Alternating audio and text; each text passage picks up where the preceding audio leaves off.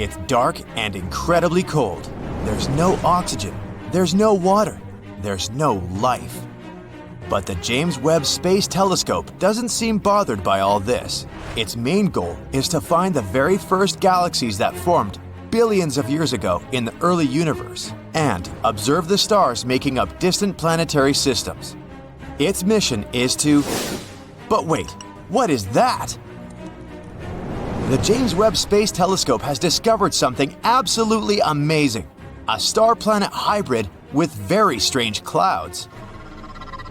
This bizarre world called VHS 1256b is actually a brown dwarf. Those are bigger than planets, but too small to classify as stars. They emit some light of their own and are quite hot, but their mass is simply not enough to fuse hydrogen into helium, like full-fledged stars do. Space bodies of this kind aren't actually brown. They occur in a wide variety of colors, but those are mostly invisible to the human eye. What we can see is the light they emit, and to us it appears to be dark orange or magenta. The brown dwarf we're talking about is almost 20 times the size of Jupiter. It orbits 2 red dwarf stars. And to complete one orbit, the brown dwarf needs 17,000 years. In fact, astronomers found out about this unusual exoplanet in 2016. But at that time, they didn't classify it as a brown dwarf, and thus couldn't explain its puzzling reddish glow. Now, thanks to the James Webb Telescope, they know the space object's origin. Anyway, back to those clouds. As you know, clouds on Earth are made of water vapor, but those on the brown dwarf are different. They seem to be made of sand. It looks like good old sand from Earth, but it's actually not. The clouds are made of tiny particles of silicate. Scientists have been putting forward theories about the existence of such sand clouds on exoplanets for quite some time. But the discovery the James Webb Space Telescope made is the first real proof. The silicate particles on the sandy dwarf are most likely quartz or some other mineral. In size, they're less than a micron, and 1 micron is 1/25th of a thousandth of an inch. In other words, they look like particles in smog. The exoplanet seems to have an atmosphere which contains some water, methane, and other substances and minerals. Interestingly, this atmosphere isn't still. It's constantly undergoing extreme changes. Another cool thing about it, scientists have detected carbon dioxide. And this is only the second confirmed discovery of this gas on a planet outside the solar system. By the way, the James Webb Space Telescope, with the help of which astronomers discovered our sandy brown dwarf, is an absolutely stunning piece of equipment. Around 100 times more powerful than Hubble. Even though the telescope itself is 3 stories high and its size equals that of a tennis court, its mirrors are the lightest large telescope mirrors of all time. When all the 18 mirrors of the telescope were completed during the manufacturing process, their mass was reduced by 92% in comparison to the initial discs. Each mirror weighed a mere 44 pounds. The telescope's mirrors seem to be gold, but in reality, they're made of beryllium, steel gray, lightweight, and brittle metal. There is indeed a gold coating on each mirror, but they can't be produced entirely out of gold since this material tends to expand and contract even with small temperature changes. That's why the total amount of gold in the James Webb Space Telescope is less than 2 ounces. James Webb's telescope side is cooling itself down, and its temperature doesn't rise higher than -370 degrees Fahrenheit. That's cool enough to make liquid nitrogen. A truly enormous 5-layered sun shield stretches around the telescope and reflects away as much sunlight as possible, letting the telescope stay cool. The telescope was launched near the equator, because Earth spins a bit faster there, and this gave the rocket some extra push. The telescope orbits the Sun more than 1 million miles away from Earth, and when it runs out of fuel, it'll keep orbiting the Sun indefinitely. On the other hand, even though the telescope wasn't actually designed to be serviced or upgraded, it might potentially be refueled with the help of robots. This would extend its life. Anyway, if you think that our newly founded brown dwarf is the only bizarre exoplanet out there, let me show you some other breathtaking worlds. There is an exoplanet that is really something else. Just look at its awesome magenta color. You can find it in the Virgo constellation. The planet is called Gliese 504b. It orbits very far from its parent star, 9 times the distance between the Sun and Jupiter. The planet formed relatively recently and is still glowing with heat. That's why its surface looks pinkish.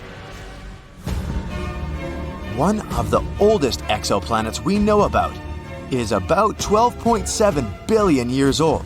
It's almost 3 times as old as Earth. This also means that the so-called Genesis planet formed only about 1 billion years after the Big Bang.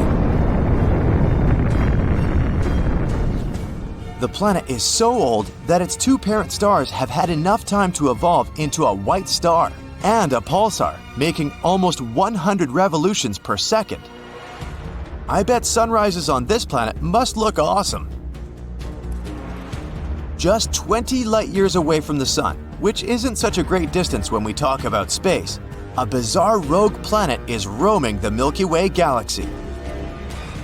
But even though this planet doesn't orbit any star, it still has an incredibly powerful magnetic field. It's 4 million times stronger than Earth's. The exoplanet also produces amazing auroras. That's why when it was discovered in 2016, astronomers were almost sure they had detected a brown dwarf. But later, scientists got some proof that this space object wasn't big enough to be a brown dwarf. The planet sure is a mammoth among its peers. It's 1.2 times as wide as the largest planet in the solar system, Jupiter, and more than 12 times as heavy. Astronomers think the exceptionally strong magnetic field helps the planet produce auroras. But the most curious thing is that they're generated in a different way than auroras on Earth. It might be because the exoplanet's moon helps the planet create mesmerizing light shows. The next exoplanet isn't like any other. It's often called Super Saturn or Saturn on steroids. That's because J1407b has a colossal system of rings. They're 640 times as large as those our Saturn has. This bizarre world is the only planet we know about that has rings similar to Saturn's.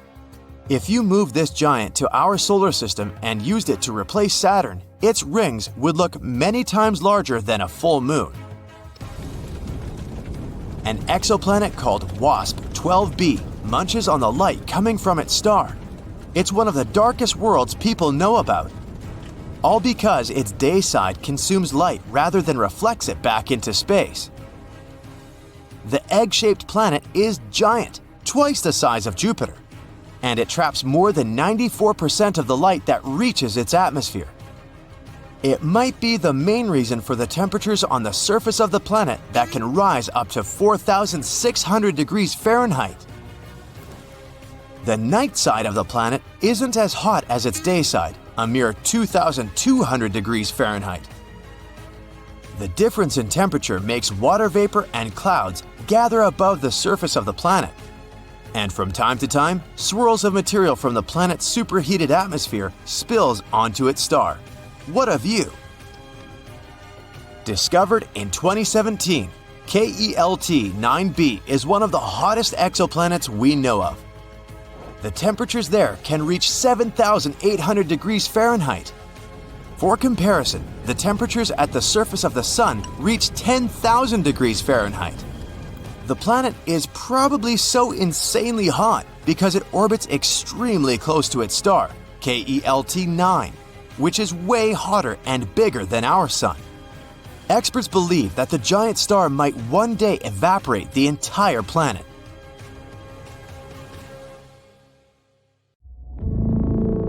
Dark, mysterious, cold space. Comets, asteroids, planets, stars, and something that's lurking over there, far beyond Pluto. Yup, this could be the 9th planet of our solar system, the one people have been wondering about for centuries.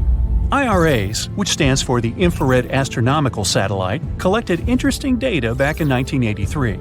It could be proof that Planet 9 is hiding there. No one knows if it really exists, but this discovery helped to build a model to understand this potential planet better. And in 2016, scientists found out that some small space objects in the Kuiper Belt were orbiting a bit oddly. The Kuiper Belt is the outer area of our solar system. It's a ring in the shape of a donut, filled with leftovers from the times when our solar system was forming. You can find this donut beyond Neptune. The objects in that region of space have weird orbits, almost as if a big body with strong gravity is pushing them away. Knock knock, Planet 9 again. The theory says it might be 5 to 10 times the mass of our own planet and up to 20 times further away than Neptune. The astronomical unit equals the distance between our planet and the Sun. Pluto is approximately 40 astronomical units from the Sun, but Planet 9, if it exists, is 400 to 800 astronomical units away. It would take 10,000 to 20,000 Earth years for this mysterious planet to make a single circle around the Sun. This makes it harder for us to catch this space body. There's a theory Planet 9 may have formed between the orbits of Jupiter and Neptune, similar to the rest of the gas giants in our solar system. The gravitational force of one of the two huge planets probably kicked it out of its orbit. Oh no. Then Planet 9 could get ejected further away from the 8 planets we know about. It ended up as some sort of icy waste, quite small at the beginning. But as time went by, Planet 9 has cleared its orbit of frozen pieces of rock and dust and finally formed into a real planet. Another theory says that this could be a planet another star lost on its way while it was passing near our solar system. In any case, Planet 9 probably doesn't reflect that much sunlight since it's so far away, and astronomers aren't sure where exactly they should look for it. Space is dark, mysterious, endless, obviously. But if we do find Planet 9, it will be the first solid proof there are more planets in our solar system than we thought. Moving on to an interesting exoplanet, located only 90 light-years away from us. An exoplanet is generally a planet located outside our solar system. This one has an atmosphere with water clouds. 1 year there lasts 24 Earth days, and the planet travels around a red dwarf star, which is way dimmer and smaller than our Sun. That's why, even though the planet is 8 times closer to its star than we are to our Sun, the temperature there is similar to that on our planet. This exoplanet has a size similar to Neptune. It's also less dense, which means it's mostly made of gas, unlike Earth, which is made of rock. The average temperatures there is 140 degrees, which makes it one of the coolest small exoplanets we've ever discovered. And the cooler the exoplanet is, the bigger the chance we'll find clouds in its atmosphere. Researchers have discovered more than 4,000 exoplanets, but all of them have been found within the Milky Way, at least until now. For the first time, astronomers may have spotted a planet outside our galaxy. They called it M51 ULS-1. The planet is located in the Whirlpool Galaxy, a distant spiral galaxy 28 million light-years away from us. There was once a huge but pretty young star that got stuck in a gravitational dance with something that could be a dense neutron star, the collapsed core of a giant star, or a black hole. The star's dance partner had incredibly strong gravity. It was feeding on the star, greedily ripping away its plasma. Then something unusual happened. An unknown, maybe even Saturn-sized object passed by and blocked this confrontation from our solar system. Now, no one can see what is going on. But this could potentially be the farthest planet we've ever discovered. There's a newly discovered planet outside our solar system. As large as Jupiter, it orbits 2 stars. And, as we can observe it from our planet, it crosses in front of them both. The full circle around these 2 stars, which means 1 year, takes approximately 200 Earth days.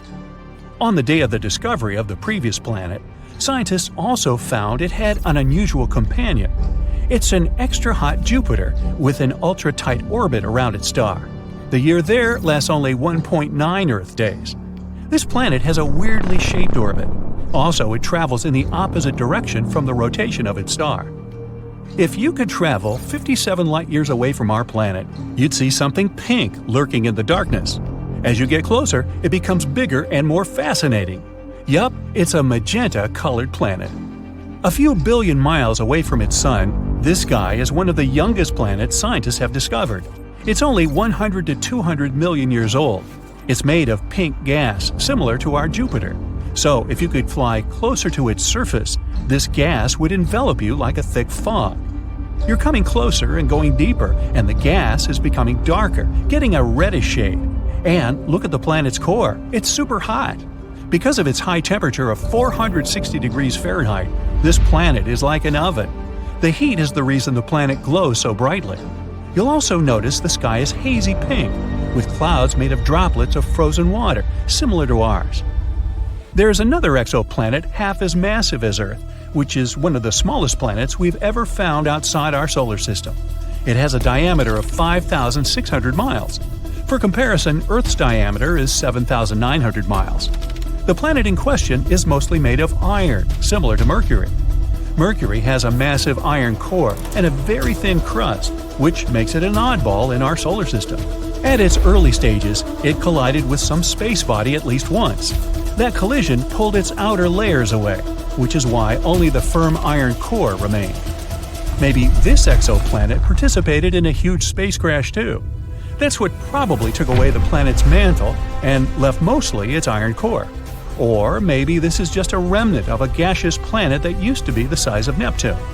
The atmosphere of the planet could be blown away by, let's say, a huge amount of radiation coming from the star. This planet is only 31 light-years away from us, and the day there is less than 8 Earth hours long. The planet is only a little bit bigger than Mars. People aren't likely to ever settle in that place because of its extreme temperatures that go up to 2,700 degrees Fahrenheit. There might even be molten lava on the side of the planet that faces its star. Such temperatures are high enough to evaporate any atmosphere, so this planet might have had one in the past. Generally, gas giants like Jupiter can't support life because they have extreme weather conditions, temperature, and pressure, and there are no building blocks that might create life. But smaller terrestrial planets, such as, Earth, have more key ingredients like oxygen and liquid water. Plus, they have more temperate weather and other conditions. And still, not all of such planets support life, of course. It's not easy to find a planet with similar conditions as the ones we have on Earth, or at least the conditions that would allow life to develop there. But meet Kepler-22b, one of our most promising findings. It's 600 light-years away from us, twice bigger than our planet, and with temperatures of about 72 degrees Fahrenheit. This is a so-called super-Earth. It's a category of planets unlike any we have in the solar system. They're more massive than Earth, but still lighter than ice giants such as Uranus or Neptune. Super-Earths can consist of rock, gas, or a mixture of these two. Kepler-22b is within the habitable zone of its parent star, which is less bright than our Sun. The planet probably has a rocky core. It may have an ocean, but it doesn't host any life. At least, we don't know about it yet.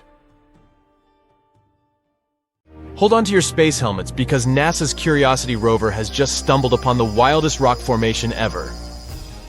And on April Fool's Day, isn't that just the weirdest coincidence? The device captured some images with some rocks that look like dragon bones. Now, let me take you back to 2012 when Curiosity made its grand entrance on Martian soil. It was like the queen bee of rovers, the biggest and most capable one at the time. And boy, has it been making waves since then. It's even discovered evidence of water and organic molecules on Mars. These findings were giant leaps in our quest to find out if Mars ever had its own little creatures. But hey, let's not forget that Curiosity is no spring chicken anymore. It's been trotting around Mars for a solid 11 years, and its heyday may have come and gone with the launch of the shiny new Perseverance rover. Nevertheless, Curiosity still manages to capture our imagination with its knack for spotting familiar-looking rocks. From objects shaped like fish backbones to ones that resemble traffic lights, Curiosity has given us plenty to marvel at. But now the internet is exploding with excitement over the jaw-dropping images from Curiosity's masked camera. People are going bonkers over what can only be described as dragon bones. One astrobiologist acknowledged we've seen our fair share of weird-looking objects on Mars. But this one exceeded all expectations. The current theory is that these unique ripples on the structure were formed after a whole lot of erosion, probably caused by the Martian winds. Now, you might be thinking, okay, cool, but what's the big deal about a funky rock? Well, for starters, it's a reminder of just how much we still have to uncover about our mysterious red neighbor. While we're gazing over potential dragon bones and daydreaming about interplanetary adventures, Curiosity has its serious hat on. Its main mission is to gather as much data as possible and figure out if Mars was ever a cozy home for teeny-tiny microbial life forms.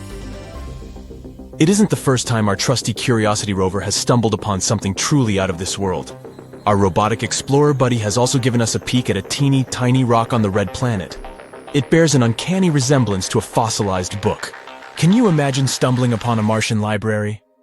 On the 3,800th Martian day of its mission, our adventurous rover captured an intriguing snapshot of this unusual discovery. Using its nifty Mars hand lens imager attached to its robotic arm, Curiosity snapped a pic of this rock that looks like it's been plucked straight from a librarian's wildest dreams. Before you get too carried away with fantasies of outer space reading materials, let's clarify the dimensions of this rock. While it may resemble a book, it's pint-sized in comparison. In fact, it's only a mere 1 inch across. So don't go expecting the next Martian bestseller to hit the shelves anytime soon. It's more of a pocket-sized edition, perfect for a quick read during interplanetary commutes. Now, before you get too excited about this discovery, do know that NASA officials commented the peculiarly shaped rocks are pretty common on Mars. Also, billions of years of relentless Martian winds have swept away everything except these uniquely shaped remnants. Curiosity has quite the eye for spotting unusual formations. Back in February 2022, our rover pal stumbled upon a mineral flower with branching patterns that looked like it had been styled by a florist.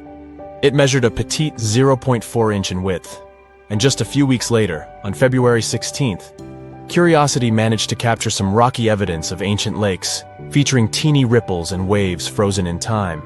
If you thought Mars was just a desolate red wasteland, think again. Scientists have even discovered larger-scale shapes etched into the Martian surface by ancient water. For instance, there's a rock formation that bears an uncanny resemblance to the adorable face of a teddy bear. Who knew Mars had a cuddly side? And to top it off, there's another rock that looks like the spitting image of the frizzy-haired cartoon character. But Curiosity isn't just about oddities and peculiarities. Remember that time on February 2nd when the rover unveiled the first clear images of sun rays on Mars? Picture this. As the sun dips below the Martian horizon during sunrises or sunsets, its rays create a mesmerizing sight as they pierce through gaps in the clouds. It's like Mother Nature's own laser light show. There are even images online with a so-called doorway on Mars. And no, it's not a secret passage for little green Martians to hop in and out of, if that's what you're thinking. The internet went bonkers when Curiosity captured a snapshot that seemed to reveal an object resembling a door. Cue the weird theories and intergalactic excitement, nothing to worry about, as experts have chimed in with a down-to-earth explanation. According to specialists who know a thing or two about Mars geology, this particular structure is most likely the result of natural erosion. Boring answer, I know, but erosion is yet again to blame here. However, some scientists have also chimed in with a dash of humor on the matter. They pointed out that the door stands at a modest height of less than 3 feet. So even if we were to believe it's a doorway for Martians, we'd have to imagine a particular type of tiny extraterrestrial beings, like Martian hobbits. But let's get back to reality, shall we? The consensus among experts is that this door is nothing more than a shallow opening in the rock, cleverly crafted by the forces of nature. Those visible layers were likely deposited around 4 billion years ago under sedimentary conditions, potentially in a river or a wind-blown dune. The winds on Mars have been hard at work, eroding these layers over time, leaving behind the intriguing features we see today. And if you look closely, you'll notice a few natural vertical fractures scattered throughout the image. These fractures are a result of rocks weathering on Mars, and the small cave-like structure we've affectionately nicknamed the door seems to have formed at the intersection of these fractures and the aforementioned layers. It's It's almost as if a gigantic Martian boulder decided to take a tumble, creating this whimsical cave entrance. There's also a famous Mars crater that's not just your ordinary, run-of-the-mill hole in the ground. It's chock full of shiny opal gemstones. According to a cool new study, those mysterious halos of rock surrounding cracks in the Martian crater might actually be made up of water-rich opal gemstones. Can you imagine that? Mars, the planet of bling. Curiosity, yet again, came to the rescue and did some serious snooping around. It seems there's an ancient, dried-up lakebed on Mars that is teeming with opal gemstones. These objects could be evidence that water and rock have been having a grand old time beneath the Martian surface. Much more recently than anyone had previously thought, that is. Now, when scientists start talking about water, you know they're on the hunt for signs of life. After all, water is pretty crucial for life as we know it. But here's the catch. Water isn't flowing on Mars anymore. So these clever scientists have to put on their detective hats and search for geological signs that water once existed there. What does opal have to do with water on the Martian surface? Well, to make opal, you need rocks with a whole lot of silica and some good old H2O. There's more. Researchers also dove deep into the Curiosity rover's image archive and discovered that these opal-rich halos are not just hanging out in one spot. Nope. They seem to be spread out all over the place in Gale Crater, which is like a huge ancient lakebed. So what did these clever scientists do next? They ran some tests, of course. Using Curiosity's fancy instruments, they confirmed that these light-colored halos do, in fact, contain opal. All this data and those cool fracture halo pictures from earlier in the mission led the researchers to a mind-boggling conclusion. Water must have been hanging out all over Gale Crater for a long time after the ancient lake dried up. This means that life might have existed on Mars and for a bit longer than we'd been guessing. Who knows, maybe even into Mars's modern geological period, which, get this, started a whopping 2.9 billion years ago. So, Mars has several faces. No, really.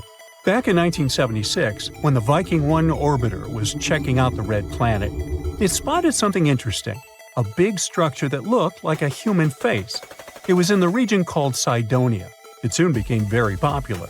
A bit later, we also discovered the so-called crown face in Libya Montes. Mars in general has a lot of strange structures on it. In 2022, we spotted a door-like structure there. NASA's Curiosity rover snapped some pictures of a rocky mound called East Cliffs on Mount Sharp. This mound has natural cracks in it, and one of them is about the size of a dog door, like something from an ancient Egyptian tomb. A lot of people hyped that story up. The image was shared widely on social media, making the crack look bigger than it really is. Some people think that it's hinting at extraterrestrial life. But after looking closely, NASA found out that it was just a narrow crack in the rocky terrain. These cracks and gaps are pretty normal in rocky areas, both on Earth and Mars. The crack formed naturally over time, maybe from wind erosion or Mars quakes. Mars is a gold mine of mysterious structures. Recently, we found some strange spiral shapes there. These are giant coils made of lava, and they look like big springs or loops. For years, we weren't sure whether Martian valleys were formed by lava or ice. These lava coils are shedding light on that mystery. Now, thanks to higher-resolution images from NASA's Mars Reconnaissance Orbiter, researchers have spotted 269 lava spirals that can't be explained by ice-related activities. What's fascinating is these lava coils are like the ones we see on Earth, like those formed by Hawaiian lava flows. These spirals are so well preserved that they were easily overlooked before. They range from 16 to almost 100 feet wide and are subtle, blending into the dusty Martian landscape. These coils can teach us a lot about Mars's composition, especially its crust and mantle. We still don't know much about those. But Mars isn't the only planet with strange structures on it. For example, Saturn, the gas giant of our solar system, has a fascinating feature at its north pole, a huge hexagon. This is a hexagon-shaped cloud pattern. It's about 9,000 miles long, making it larger than the diameter of Earth. It's thought to be a jet stream made of gases moving very fast, at about 200 miles per hour. This hexagon was first spotted by the Voyager mission in the 80s, and later seen up close by the Cassini mission in 2006. The Cassini mission noticed a change in its color from blue to golden over time. There are different ideas about why Saturn has this thing. One theory suggests it forms because of the way winds move at different speeds near Saturn's poles. Similar shapes were created in lab experiments when liquids were rotated at different speeds. Another idea suggests that a slow spinning stream of air, along with Saturn's special weather patterns, might be responsible. In 2020, we found that when storms are surrounded by winds swirling in the opposite direction, they can create a steady hexagon shape. So far, this is the most likely explanation. Saturn also got lucky with the bizarre moons. One of them is called Lapidus. This moon has a weird feature, a huge ridge that wraps around its middle like a giant belt. This basically makes it look like a giant walnut. Where's my nutcracker? This ridge is incredibly tall by our standards, around 8 up to 12 miles high and stretching 124 miles wide. It covers more than 3/4 of the moon's surface and is considered the third largest mountain range in the entire solar system. Now, we don't have a clue about how this enormous ridge formed. It's unlike anything seen on other planets or moons. There's one idea, though. The ridge might be the remnants of a dead moon. Let's say billions of years ago, a colossal impact shattered chunks of material off Lapidus. These pieces circled around the moon, forming a mini-moon or sub-satellite. And over time, the gravitational pull of Lapidus tore this mini-moon apart, creating a ring of debris around it. As the debris from this ring fell back onto Lapidus, it built up the massive ridge we see today. They think this process happened quickly, maybe over centuries. Saturn's gravity didn't interfere because, luckily, Lapidus was quite far away from it. If Lapidus was closer to Saturn, its moon might have been pulled away. But we do need more simulations to see if this theory is true. Titan, another one of Saturn's moons, also has some weird stuff going on in its methane seas. Scientists have spotted these strange bright spots called magic islands that seem to pop up and disappear over time. We have no idea what they are. Titan's atmosphere is packed with complex organic molecules that clump together and fall to its surface like snow. These magic islands might be snow clumps that soak up methane and sink very slowly. But there's a problem. In water, molecules stick together, which is why stuff can float on top of it. But methane is different. It likes to grab onto other molecules, so it makes any solid thing sink immediately. Yet, these magic islands don't sink. There's a theory that these islands might be like sponges made of ice with lots of holes. When pieces of this holy ice come loose from the edge of the lake, they can float on Titan's seas for a bit before going down under. There are also other ideas, like bubbles of nitrogen gas or waves caused by wind. We need more research to know for sure. Moons like to be weird. Just look at our own one. In 1971, we found a patch with missing soil on our moon, and it looks like a blue lake. They call this mysterious spot Ina. We first spotted it during the Apollo 15 mission in 1971. Later, the Apollo 17 mission took clearer pictures of it. This spot, shaped like a bluish D letter, is one of the weirdest things on the moon. The color comes from special rocks rich in titanium called basalts. These rocks cover Ina's floor and make it look blue. There are also bluish areas near the edges of the mounds inside Ina. Ina is unique and probably has a long history. It might have had volcanic activity, with mounds that are about 3.5 billion years old. It's similar to the surface age of the volcanic field that surrounds Ina. Now, our moon has its own face, just like those on Mars. There's an area near the moon's south pole that looks like a face, but it's just a bunch of craters and shadows that happen to make an image resembling a face when seen from far away. These craters have been there for billions of years and cover about 16% of the moon's surface. Some of these craters might even have water and ice inside of them. You might be wondering why there are so many faces in our solar system.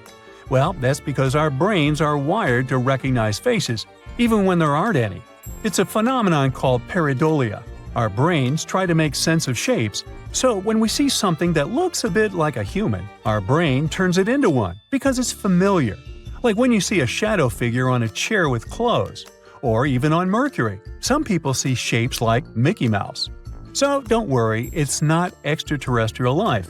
It's our brains that play tricks on us. making us see familiar shapes like faces even where they don't really exist. Voyager 1, which has been traveling through interstellar space for more than 45 years and is trailing a long gray beard by this time, not really, it suddenly began to send strange signals to Earth. Even more bizarre, there are no signs that the probe has broken or anything. Scientists from NASA are desperately trying to find the reason. So, what's happened exactly? First of all, let me tell you a bit more about Voyager 1 and its long journey. Voyager 1 is an American space probe. Scientists from NASA sent it into space on September 5, 1977. Voyager's goal was to explore the outer planets of our solar system, namely Jupiter and Saturn. Initially, scientists assumed that the mission would take about 5 years. Haha, the joke's on them. The probe exceeded all expectations. Not only did it fulfill its mission, but it's still working for much longer than expected. Voyager 1 has been wandering around space for more than 45 years. It's hard to estimate what Voyager 1 has done for science. Firstly, it successfully sent a lot of photos of Jupiter and Saturn to Earth. By the way, you can even check out these photos yourself. All of them are published on the NASA website. Thanks to Voyager, we also discovered several new moons of Jupiter and a previously unknown system of its rings. We learned that Jupiter's famous red spot is actually a giant superfast storm. And after leaving Neptune's orbit behind, Voyager also sent a lot of important data about interstellar plasma. So Voyager 1 successfully proved to scientists how useful it was. After that, it happily headed for its next goal, the Kuiper Belt and the heliosphere. The Kuiper Belt is a ring of icy bodies that extends from Neptune to a distance of approximately 50 AU from the Sun. It's kind of similar to the asteroid belt, but about 20 times wider and 100 times heavier. And the heliosphere is an area around the Sun where the pressure of the solar wind is balanced with the pressure of interstellar gas. Yeah, I know, it sounds like some hard scientific stuff. Just keep in mind that this data really helps us understand the universe as a whole. So, this is Voyager's last task, to tell us more about interstellar space. The probe has already sent us more than 60 frames for a mosaic of the solar system from a distance of over 4 billion miles from Earth. Scientists used these frames to make a big colored picture. The photo was called the pale blue dot, and you've probably already guessed what that dot is. Yep, that's what our Earth looks like through Voyager's eyes. This photo clearly shows how tiny we really are, and how precious and fragile our planet is. But Voyager 1 also has another, even more important mission, to tell other civilizations about us humans. You might have heard about the famous Voyager Golden Records. People created many audio and video files and added them to these records. There are a few sections. The first one contains hello in 55 languages, including ancient and extinct ones. Almost 80% of the recordings are different musical pieces, like Bach, Beethoven, Mozart, and Stravinsky, folk music from different countries and ages, and a bit of the blues, like famous songs by Louis Armstrong and Chuck Berry. The remaining 20% of the recordings contain different human voices, sounds of nature and animals, as well as 116 images encoded as audio signals. There's also recordings of speeches by Kurt Waldheim, a former UN Secretary General, and Jimmy Carter, a former US President. These are just some friendly messages. In addition to the records, scientists also packed a needle for playing them. Don't worry, they also left a simple drawing that showed how to use all this stuff and how to translate the sounds into pictures. They added Earth's coordinates, which they created using a pulsar map. It shows the position of the Sun in the Milky Way. The record was packed in an aluminum case and covered with gold to protect it against radiation and cosmic dust. Carrying this record, Voyager 1 set off on its long journey, and it has already traveled quite a distance, I'd say. Right now, Voyager 1 is 154 astronomical units away from us. That's about 14.5 billion miles. This makes it the most remote human-made object. Initially, this title belonged to the Pioneer 10 mission, but Voyager overtook it in 1998. What a bargain for NASA! It's way beyond its best-by date. Voyager 1 is actually so cool that it even overtook its twin brother, Voyager 2, which, by the way, had been sent into space 2 weeks earlier. Voyager 1 moves at a speed of 9.7 miles per second. That's 35,000 miles per hour. Even the fastest sports car in the world travels at a speed of only 305 miles per hour. So it's hard to imagine the speed of Voyager. Anyway, at the moment, Voyager is heading to the borders of the Oort cloud. That's the name of a hypothetical layer of icy objects surrounding the solar system. Astronomers haven't confirmed its existence yet, but they're almost sure it's there. After all, even black holes were only a theory not so long ago. Unfortunately, Voyager 1 won't return back to the solar system.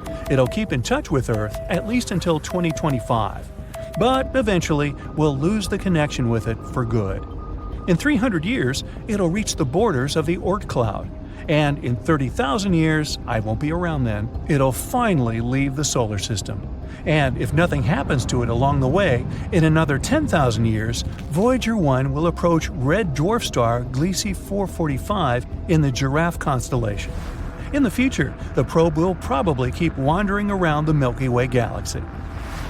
And now, let's finally discuss the mysterious signals part. So, what happened? Well, a rather unusual thing. NASA's Jet Propulsion Laboratory, which monitors and controls both Voyagers, reported this problem in May 2022. Our veteran spacecraft suddenly began sending strange data to Earth.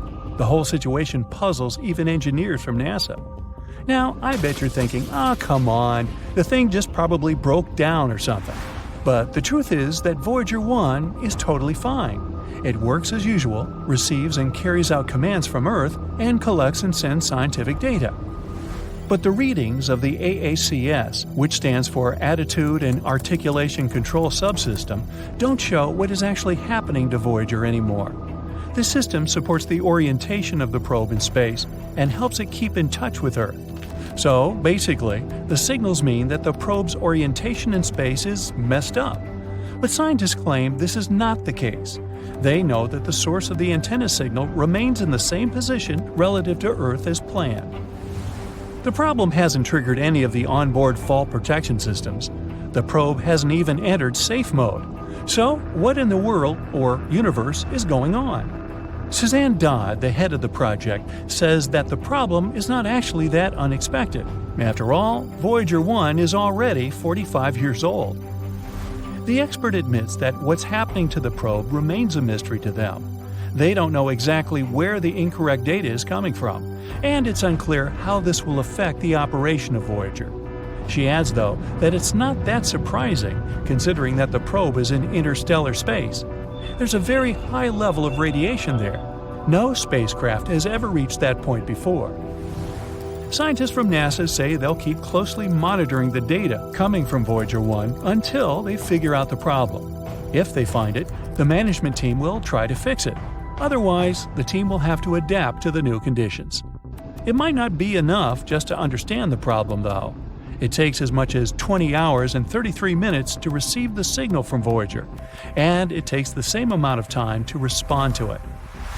Well, at least the second spacecraft, Voyager 2, is totally fine, even though it's also currently in interstellar space at a distance of 12 billion miles from Earth. Anyway, we can only wait for news and hope that the problem will be resolved. I actually wonder how much longer can Voyager 1 last?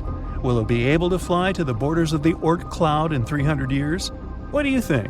I'd like to hear your thoughts in the comments. The James Webb Telescope, or JWST, is like the ultimate intergalactic paparazzi. It takes pictures of some of the most famous celebrities in the universe. Stars, galaxies, exoplanets, you name it. The James Webb Space Telescope will snap a photo. So if you're a fan of cosmic celebrities, let's take a look at some of these best star-studded photos. The Carina Nebula. The image of the nebula with the beautiful name Carina was published on July 12th. JWST captured a beautiful view of the nebula, located about 7,500 light-years from Earth. Nicknamed the Cosmic Cliffs, it is, in fact, a hotbed of young stars, some of which are several times larger than our Sun. The Carina Nebula is a celestial spectacle located in the southern constellation Carina. It's really huge, approximately 260 light-years across. Massive stars within this nebula are so bright and hot that they create a glowing cloud of gas and dust around them. The Carina Nebula also contains swirling clouds of gas and dust where new stars are being born. The gas collapses under its own weight, becomes hotter and denser, and all this eventually leads to the creation of new stars. However, the Carina Nebula isn't just some peaceful place of star formation. It's the site of some of the most destructive events in the universe, which create massive shockwaves that obliterate everything in their path. Very chaotic and cool. The Stephan's Quintet. This photo was also posted on July 12th. Stephan's Quintet is a visual group of 5 galaxies located at a huge distance from us. About 290 million light-years in the constellation of Pegasus. It's like a cosmic family reunion. All these galaxies are related to each other and interact with each other in some interesting ways. They're pulling and tugging on each other with their gravity, constantly exchanging gas and dust. This interaction is causing some of the galaxies to collide and merge, which can create all sorts of cool effects, like bursts of star formation and supernovae. Thanks to JWST, we were able to see shockwaves, tidal tails, and other amazing details about these galaxies. Their interactions create a stunning sight that we can see in this photo. Jupiter. And here's our old giant friend. This image was published by NASA on August 22nd. Jupiter is the largest planet in our solar system, and it's known for its many moons and its beautiful swirling clouds. But it also has a system of rings, just like Saturn, which are made up of tiny particles of dust that orbit the planet. These rings are much smaller and less visible than Saturn's, but they're still pretty neat. Jupiter also has auroras, which are colorful light displays that occur in the planet's atmosphere. They're caused by charged particles from the solar wind interacting with Jupiter's magnetic field. Just like on Earth, they can be seen near the poles of the planet. But these auroras are much brighter and more intense than ours. We can even see this crazy light show from space. And now, we were finally able to capture this dazzling sight. JWST's photo shows the auroras of Jupiter, its rings, and even 2 moons, Amalthea and Adrastea. It's amazing how bright and clear they are on this photo. The Cartwheel Galaxy. NASA released this image on August 2nd. This photo shows us the Cartwheel Galaxy and its companions. The Cartwheel Galaxy gets its name from its shape. It kind of looks like a cartwheel, doesn't it? This is a giant, swirling mass of stars, gas, and dust, which is located in the depths of space. It's shaped like a pinwheel with long spiral arms. These arms are held together by the gravity of the central region, which is home to a supermassive black hole. But the Cartwheel Galaxy is a bit different from its spiral relatives. It has formed when a smaller galaxy collided with a larger one, creating a shockwave that rippled through the gas and dust. We'll definitely have to visit this galaxy someday. It's sure to be a wild ride. Spiral Galaxy M74. And here comes another spiral galaxy. NASA released this image on July 22nd. JWST had to peer through thick layers of dust and gas to see this beautiful star cluster. M74 belongs to a special class of spiral galaxies known as the Grand Design Galaxy. This means that its spiral arms are noticeable and clearly outlined. All sorts of amazing things are happening inside of spiral galaxies. Supernovas, stars being born in clouds of gas and dust, and many other cosmic wonders. The glowing gas and dust, the bright stars, and the swirling patterns of the spiral arms make them some of the most striking objects in the universe. Well, we can clearly see it on the example of M74. The Tarantula Nebula. This image of the nebula with a creepy name Tarantula was published on September 6th. The photo covers as much as 340 light-years across. This is a huge distance. Thanks to this image, astronomers have discovered new young stars that were previously shrouded in dust.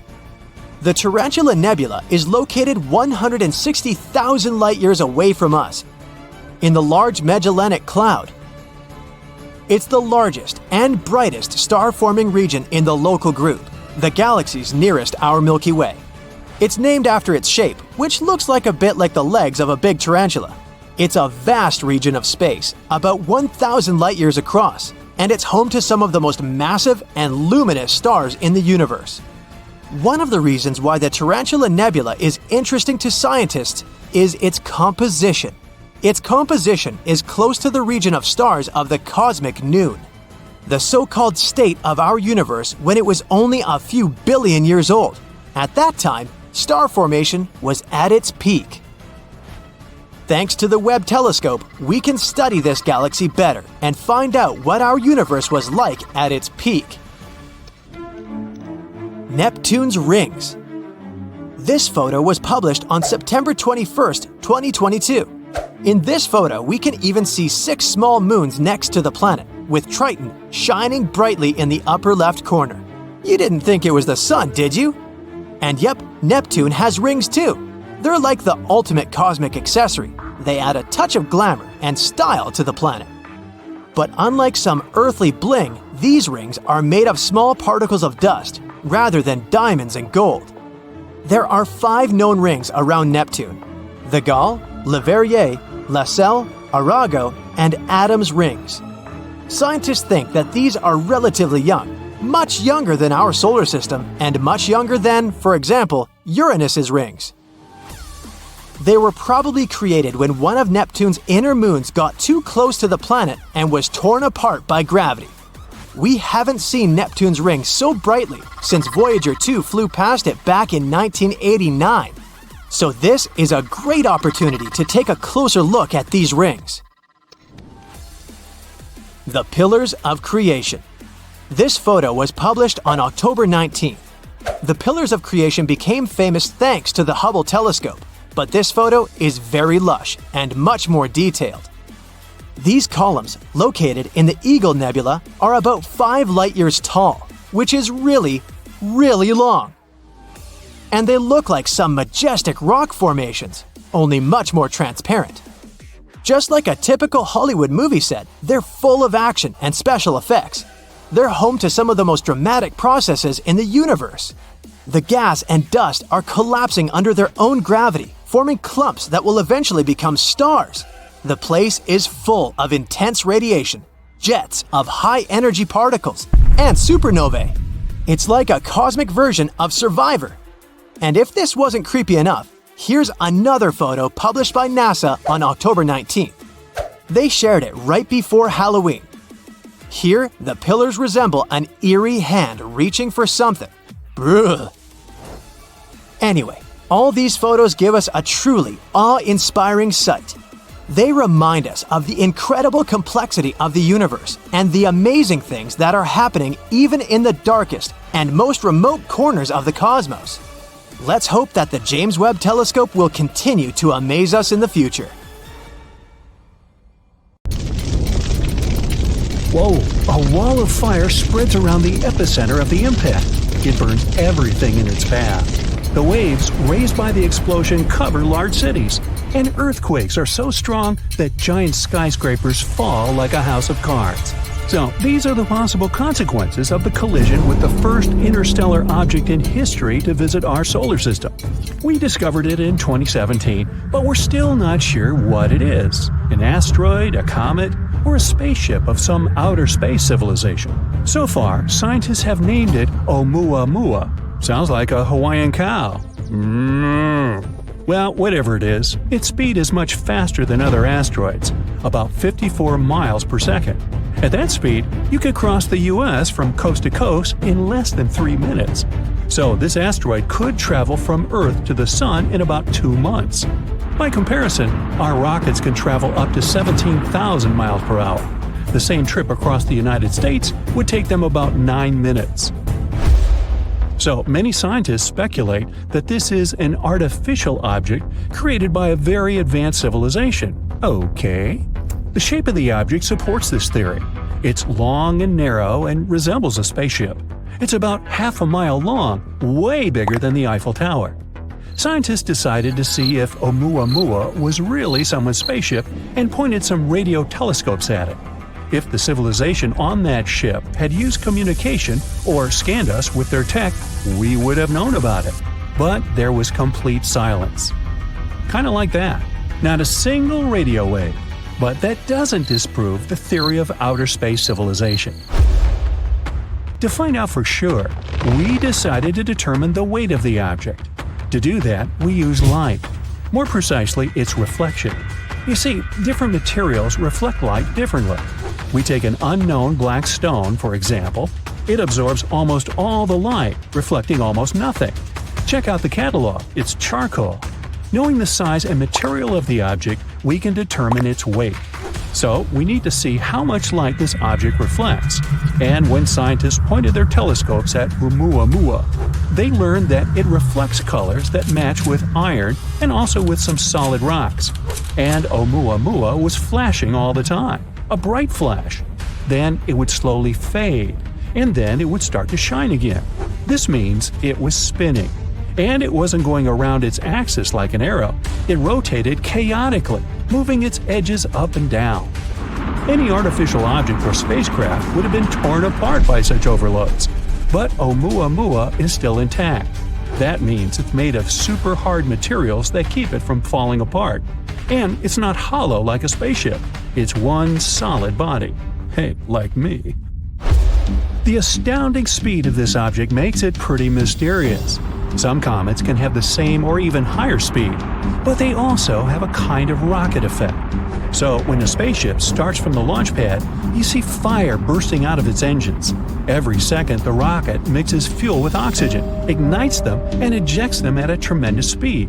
According to the laws of physics, this is like pushing off a wall. The rocket sort of jumps up from the combustion gases it throws down. That's how the rocket creates thrust and accelerates. Comets work on a similar principle. The sun's rays hit the surface of the comet. Light elements like ice start to evaporate. That gas goes one way, the comet goes the other. Just like a rocket, the comet is pushing off the evaporating gas and accelerates. This gas also forms the comet's long tail. It's as if the massive rock is dragging all this gas behind it. I can relate.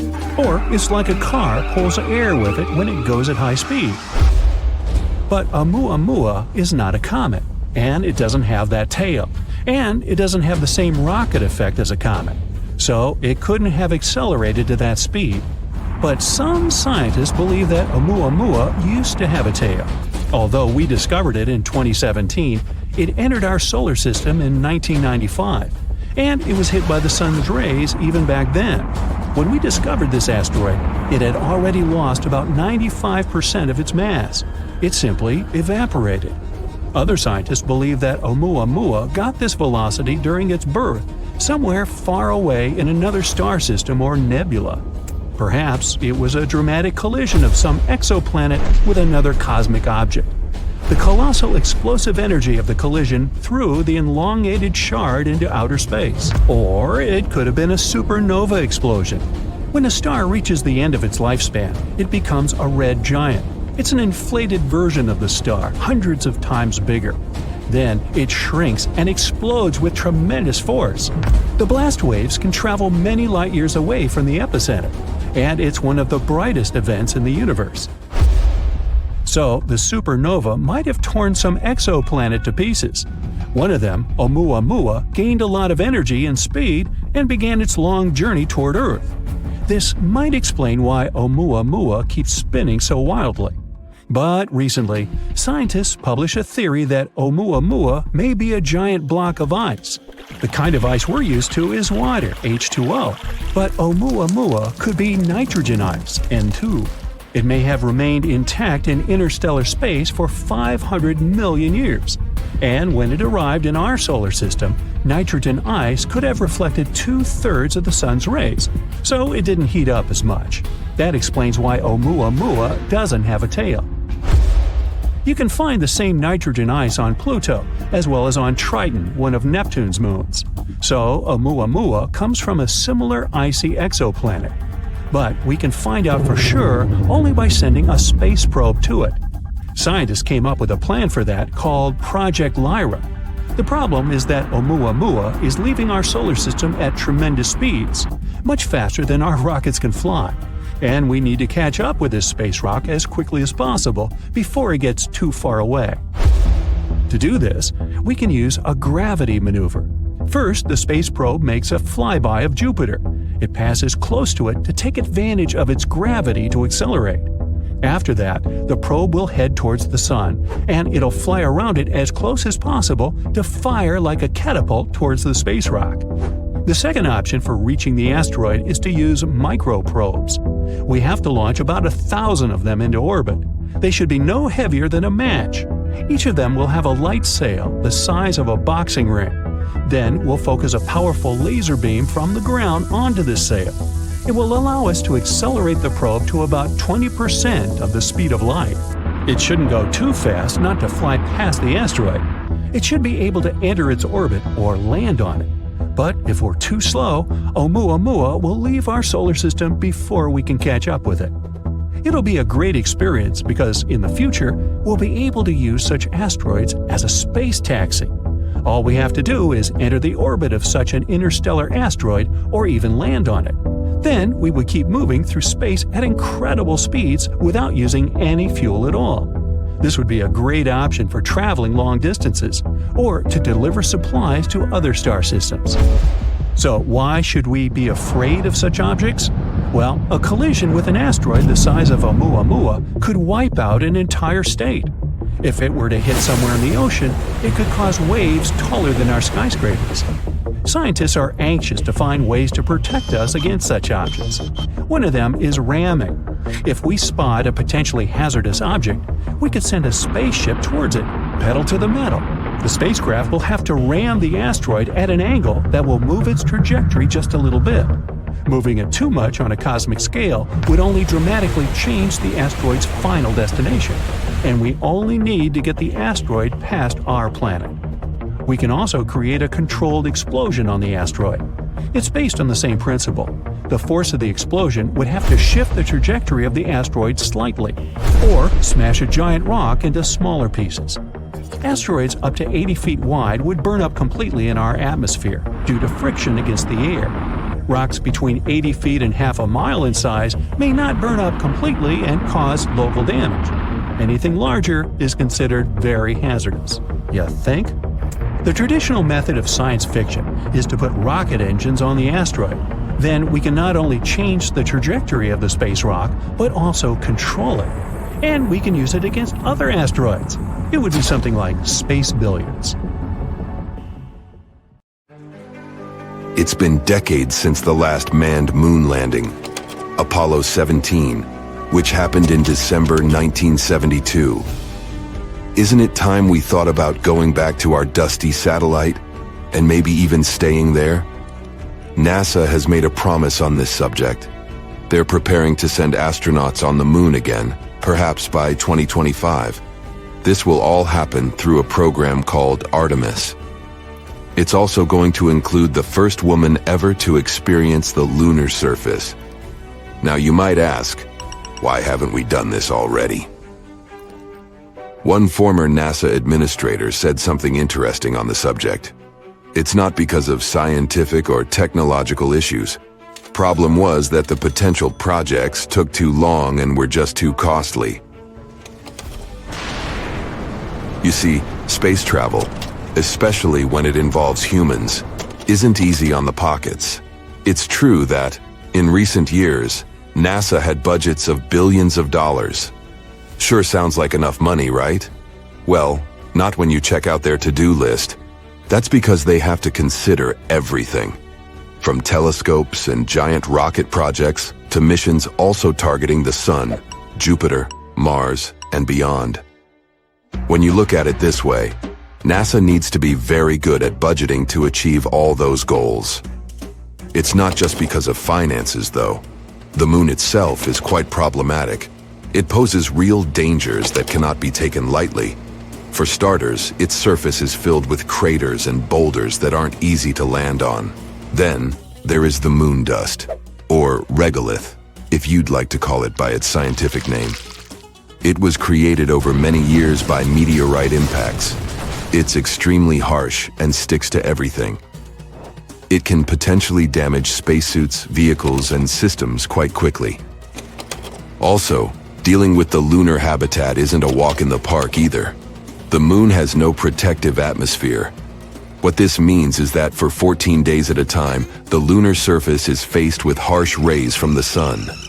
That period is followed by another 2 weeks of total darkness. All these changes create extreme temperatures, which us humans are not really accustomed to. There are solutions, don't worry. NASA is working on dust and sun-resistant spacesuits and vehicles. They're even developing a system that might supply electricity during those lunar nights. What's even more interesting about this system is it could come in handy on Mars too, once we get there. NASA also needs to draw in really smart people for its projects. Think about it. The average age of the people working for the mission control for Apollo 13 was just 26 years old. And these people had already been part of numerous missions by that time, which means they'd had considerable experience from a very young age. But here's where other individuals can help too. In recent years, it wasn't just NASA who's been working tirelessly to revolutionize space travel. There are many successful people out there with enough resources to join in on these efforts. Some are developing new types of rockets that can land on the moon too. In total, NASA landed 12 people on our satellite. It's definitely one of the most awesome moments in its history, if not the best. And those astronauts did amazing things up there. They brought back rocks, took snapshots, did science experiments, and even left flags behind. These were all important moments of the Apollo missions. But they weren't meant to create a safe place for humans on the moon. Scientists have had this idea of a lunar space station for a long time now. It's only logical. After all, it's just a 3-day trip from Earth. It means we can, technically, afford to make little mistakes here and there, without messing up the whole project. Plus, we'd learn so much before venturing even further into space. A moon base could provide fuel for deep space missions. We could also build telescopes up there and launch them way easier in space. It could also help us in another important project: figure out how to make Mars habitable too. Not to mention, a lunar space station would help us learn more about the moon's origin. Who knows, it could even bring in some money because of all that fun, exciting lunar tourism. Either way, the Apollo moon program took a lot of work. For starters, let's look at the sheer number of people involved. Around 400,000, from every corner of the states. Not everything was picture perfect, tough. There were two main unfortunate events. Firstly, a fire mishap at the launch pad of Apollo 1. Secondly, an oxygen tank decided to throw a tantrum on Apollo 13, causing severe issues mid-mission. An important part of the project was Saturn V. It is to this day the most powerful rocket flown successfully, being 36 stories high. Still finding it hard to picture? This rocket stood twice as tall as Niagara Falls. Thanks to Saturn V, NASA successfully completed 13 missions. This included chauffeuring 24 astronauts towards the moon, with half of them even having a little walk on its surface. The existing rockets and space shuttles can't go beyond low Earth orbit. In simpler terms, they can't reach the moon with all the gadgets astronauts need to thrive. Current space vehicles are just not capable of carrying that load, at least not since the Apollo missions happened. Regardless, we did make a lot of progress on Earth and are ready to send astronauts to our satellite pretty soon. Here's where the Artemis project comes in. It's a program overseen by NASA. And to make sure it all goes well, NASA previously launched Orion, a spacecraft with no crew on board to orbit the moon and return to Earth.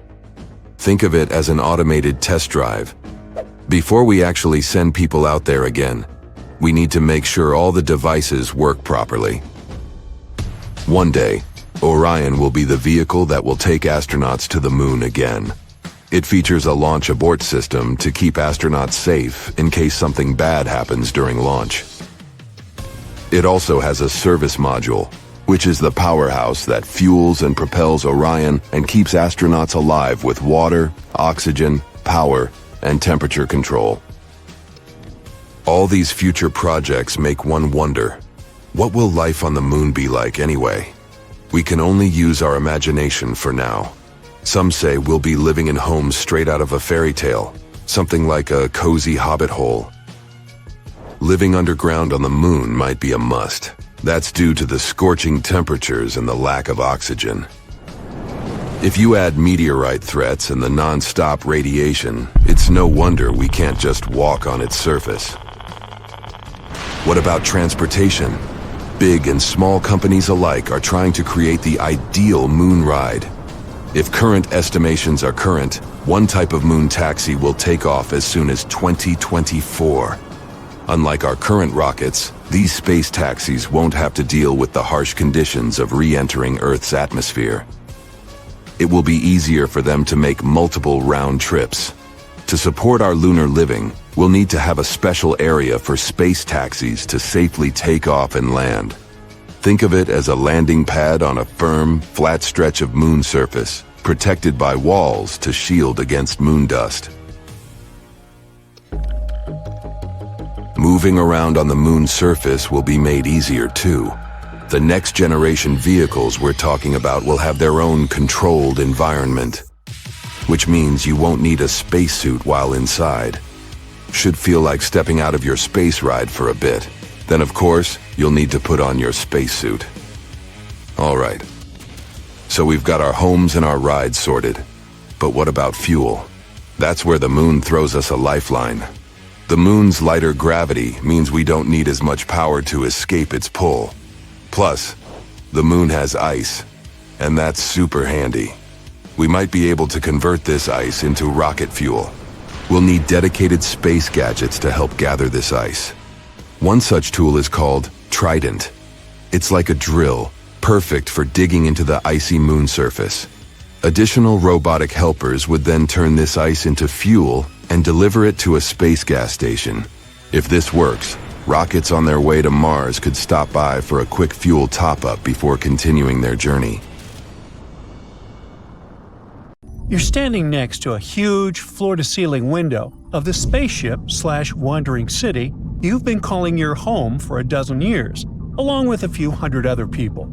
You're watching a fascinating object nearing your spaceship, wondering if it'll bring an end to this journey and your life. It looks like an asteroid, but acts like a comet, moving as if something is pushing it. Can it be the engine created by another space civilization? Are you doomed, or are you about to have contact with a different kind of intelligence? Now, let's leave this post-apocalyptic fantasy and take a closer look at these space invaders called dark comets. The most intriguing question is obviously, what makes them move? Most likely it's some gas or material escaping from the surface of these space objects. Interestingly, until recently, no one has even been sure they existed. The first dark comet was discovered just a few years ago, and since then, researchers have identified 14 of them, including 7 new ones found just recently. The story of dark comets began in 2016, when scientists noticed something strange about an asteroid called 2003 RM. Its orbit wasn't quite what they expected. It had shifted slightly, and no one could explain that shift by typical asteroid behavior, when they received tiny pushes caused by sunlight heating an asteroid unevenly. Instead, the movement suggested that 2003 RM might have been releasing material, something comets often do. But there was a catch. The thing didn't look like a comet. There was no tail, no visible gas cloud. It was just a tiny dot of light, like a regular asteroid.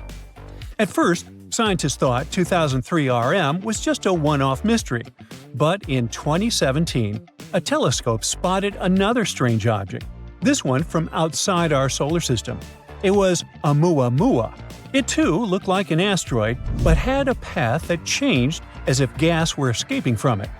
The similarities between Oumuamua and 2003 RM made researchers think there might be more of such odd objects out there. By 2023, 7 more had been discovered in our solar system. These discoveries were enough to give this new type of object the name of dark comets. Now, scientists have enough data to start noticing patterns and learning more about their characteristics. And so, they have identified 2 main groups of dark comets.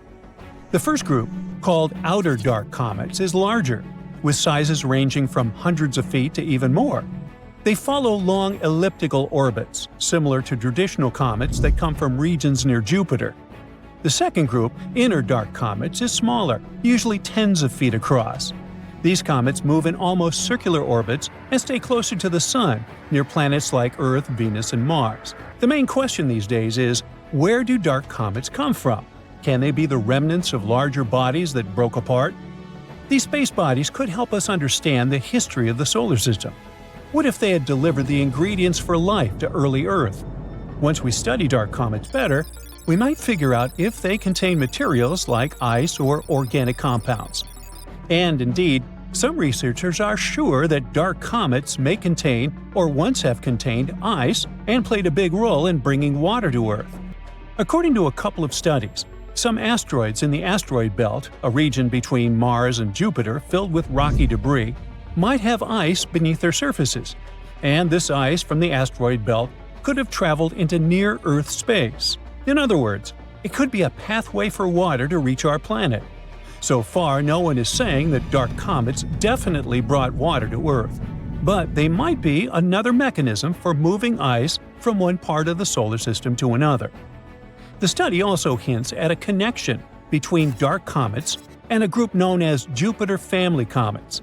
These are comets whose orbits are strongly influenced by the gravity of Jupiter, often pulling them inward toward the Sun. This connection makes it even more difficult to understand where dark comets come from and how they behave. Now, let's take a closer look at the differences between asteroids and comets. Traditional asteroids are rocky bodies that orbit relatively close to the Sun, typically within the ice line. This region is so close to the Sun that any ice on an asteroid's surface would turn directly from a solid into a gas, leaving behind only rock. Comets, in turn, are icy bodies that form farther from the Sun. When they approach the inner solar system, their ice starts turning from a solid to a gas too, creating a visible cloud called a coma or a tail while releasing dust and gas. Dark comets blur these definitions. They appear as rocky asteroid objects without a coma or tail, but they have behavior typical of comets, and that's small non-gravitational accelerations. These accelerations occur when ice turns into gas, giving the object a slight push. After analyzing 7 known dark comets, astronomers estimated that between 0.5% and 60% of all near-Earth objects might belong to this mysterious category. And since dark comets likely come from the asteroid belt, ice is likely to exist even in the regions of the belt previously thought to be too warm. Now, near-Earth objects like dark comets don't stay in the same orbit forever.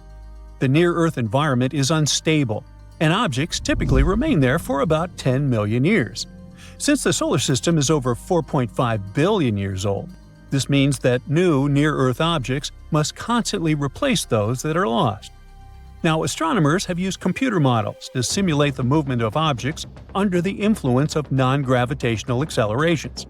They've traced the paths of these objects over a span of 100,000 years and discovered that many ended up in the same regions where we find dark comets today.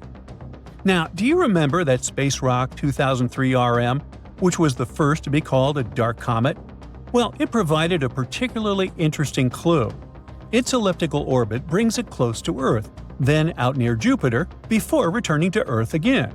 This trajectory matches what scientists would expect from a Jupiter family comet, an object that was likely knocked inward from its original orbit. Most of the other dark comets studied, however, seem to have come from the inner regions of the asteroid belt, closer to Mars. Dark comets are often small and spin rapidly. Astronomers often describe them as dirty ice cubes, all because these objects are a mix of rock and ice, and when they cross the ice line, their ice begins to turn into gas. This process not only causes those small, non-gravitational accelerations, but also increases their spin rate. And the faster these objects spin, the easier they can break apart into smaller fragments.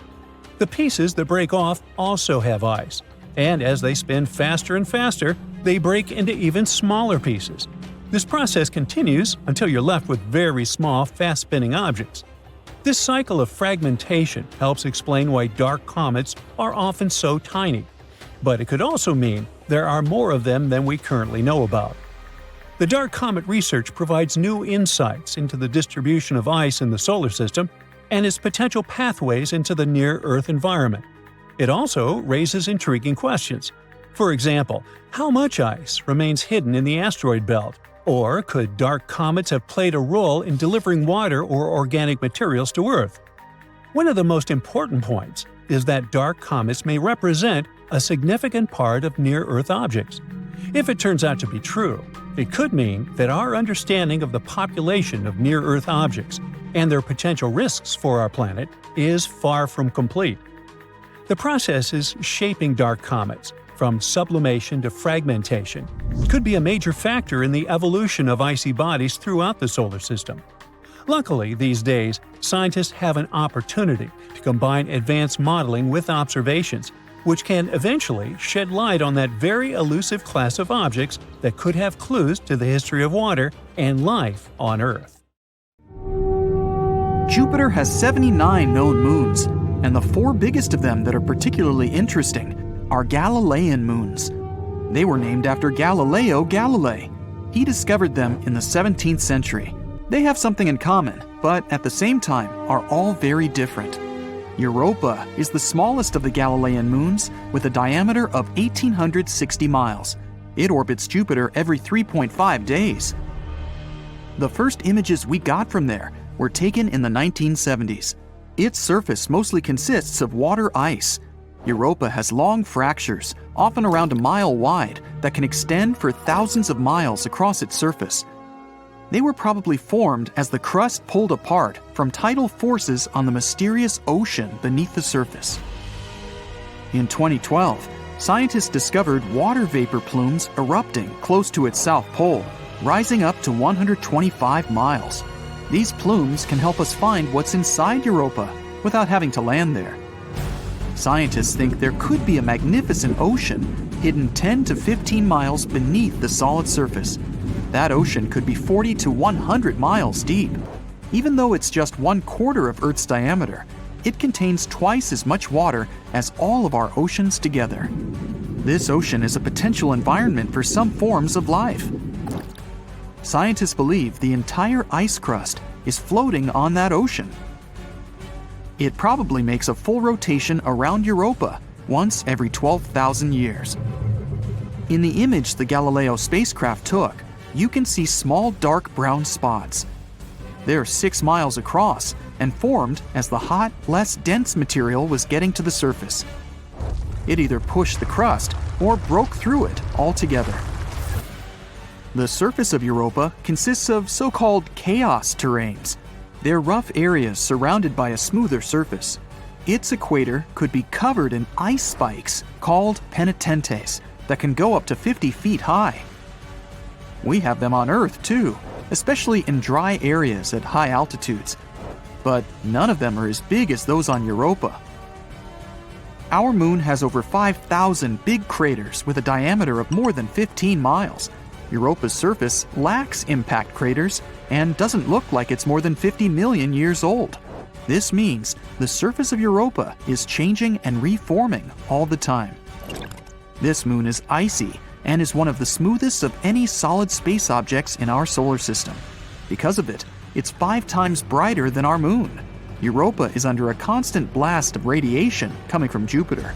It's so strong, we wouldn't last even a day there. Europa is 5 times further away from the center of our solar system than Earth.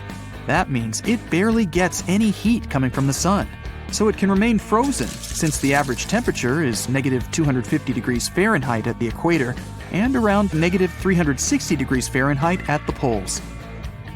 About 40 years ago, the Voyager 1 spacecraft came close to the rocky moon Io and discovered that it's a volcanic champion of our solar system. Io is Jupiter's fifth innermost moon, 4.5 billion years old, nearly the same age as Jupiter itself. It's similar in size to our moon, and even has a similar density and amount of gravity. Many moons in our solar system consist of silicates and water ice, but Io is made of iron and silicate rock. You'd be able to see some beautiful auroras on Io. As this moon rotates around Jupiter, auroras change brightness all the time, but they're always there. Io is relatively close to Jupiter, almost 260,000 miles above its cloud tops. If you could come to Io and take a look at Jupiter from there, it would appear almost 40 times bigger in the sky than our moon. Stargazing there would be amazing. Io needs 42.5 hours to orbit Jupiter. Our moon needs almost a month. At some points, Io's tidal bulge can go up to 330 feet. It's similar to what we have on Earth. The gravity of our moon causes ocean tides. Io doesn't have an ocean, but the ground itself moves and goes up and down. It's like an elevator taking you to the bottom and then the top of a building with 30 stories. The gravity of Jupiter and its other big moons affect Io, so the solid ground tides on its surface are over 5 times as high as the highest ocean tides on our planet. All this makes Io so hot on the inside that some of the inner materials melt, boil, and try to escape in any way possible. Eventually, it creates a hole in the ground, which then turns into a volcano. Io is the most active body in our solar system when it comes to volcanoes. Io has more than 400 of those, with 150 of them erupting all the time. Some of them shoot their hot gas plumes 200 miles into space. It would be difficult to walk there because we're talking about a pretty intense world of floodplains of liquid rock, huge lava flows, multiple lava lakes, and giant collapsing mountains. Ganymede, the largest moon in the solar system we know of, also has the biggest water ocean. It's 26% greater than Mercury when it comes to volume, but it's less dense. This giant moon has a thick crust of water ice 90 miles deep. There might be a huge ocean of liquid water underneath. It extends 60 miles deep, which is about 10 times deeper than the deepest point in the Earth's ocean. The Voyager spacecraft also detected polar caps made of water frost there. Ganymede is half rock, half water, including tiny amounts of metals and ice. Its atmosphere is very thin and doesn't contain oxygen. This ocean most likely doesn't contain life. The Earth is a great example of how certain microbes and creatures can survive deep down without sunlight. But the ocean of Ganymede is so deep and the pressure is so strong that the water at the bottom is probably compressed back into ice. Certain forms of life in the deepest areas of our ocean survive thanks to geothermal vents that eject minerals. Since there's likely thick ice between the ocean and the core, this isn't the case with Ganymede. But the ocean there is salty, with multiple layers divided by icy sheets. If there's any chance of life, it could be in the part where the rocky core is in contact with the most internal icy layer. Beneath all that water and ice, Ganymede is the only moon in the entire solar system with a magnetic field. It's possible because this moon has a liquid core. Ganymede circles Jupiter approximately once every 7 days. Its orbit is so eccentric that at some points, it's pretty close to Jupiter. Ganymede, Io, and Europa have gravitational forces that affect each other. In the time Ganymede orbits Jupiter once, Europa makes 2 orbits, and Io makes a full circle 4 times. 1/3 of Ganymede's surface contains big dark regions, while the other 2/3 are lighter. Dark areas are older and contain more craters. Lighter areas have long ridges and grooves, about 2,300 feet high and thousands of miles long. Callisto, the third biggest moon in the solar system, 3,000 miles in diameter, needs 17 Earth days to orbit Jupiter. Its atmosphere is very thin. There are many impact craters, but its ancient crust has basically been the same for more than 4 billion years. When a planet is geologically active, like the Earth, some things can erase most of the evidence from past impacts. Water, volcanoes, tectonic plate movements, human activity, and weather. All this changes the surface. Callisto has experienced none of those. Scientists think this moon used to be an ocean world that eventually froze over. It was hit by meteors from time to time, but mainly remained untouched. And yet, it still has some pretty impressive craters, like Valhalla, the biggest multi-ring crater in our solar system. That's 2,500 miles in diameter. Major craters on Callisto contain more rings than those on other celestial bodies. Whatever hit the moon was big enough to have punctured the thin crust, causing water to spread on the surface. And under this thin crust, there could be either salty ocean or soft ice. The Galileo space probe detected that Jupiter's magnetic field couldn't penetrate through this moon, likely because of a layer at least 6 miles thick. That's why it's hard to explore Callisto. Moons like Europa have vents that eject water from the subsurface oceans. But to explore Callisto and discover more about its past, we'd have to use the old-school way, digging through the crust. If we wanted to explore the outer parts of our solar system, Callisto would be a great spot because Jupiter's radiation doesn't reach it. So we'd be safer there than on some other inner moons.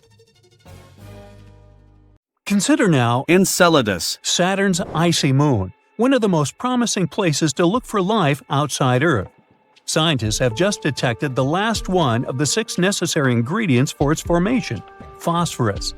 This rarest element has been discovered in an ocean on Enceladus. This rare element helps make the soil fertile on Earth. But the concentration of this mineral in the hidden seas on the distant moon might be from 100 to 1,000 times greater than in the oceans of our home planet.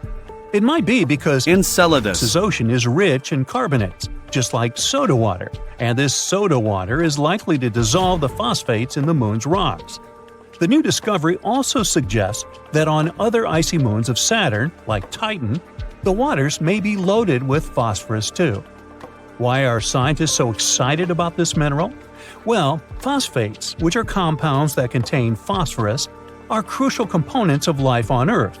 DNA, RNA, and cell membranes contain them. But among those 6 elements required for life, which are carbon, hydrogen, nitrogen, oxygen, phosphorus, and sulfur, phosphorus is the least common. In 2004, the Cassini space probe entered the dust from the second outermost ring of Saturn, called the E-ring. It's made up of ice grains Enceladus ejects. And while studying these ice grains examined by Cassini's cosmic dust analyzer, researchers have detected phosphorus. Enceladus Is the 6th largest moon of Saturn. It's not really large, only 314 miles across. This makes the space body small enough to fit inside Arizona. We should try that sometime. Interestingly, when the Cassini space probe first arrived at Saturn, astronomers thought that Enceladus was going to be a frozen ball of ice. But then, surprise, surprise, they spotted plumes of icy particles and water vapor erupting from geysers on the moon's surface. It became clear that there was a global ocean between the moon's rocky core and its icy shell. The same researchers previously discovered that Saturn's moon might be home to complex organic molecules, too. Before, scientists thought phosphates could be trapped within the rocky cores of Enceladus and similar worlds. That's why the newest works, which hint that phosphates might also be abundant in the ocean, came as a surprise.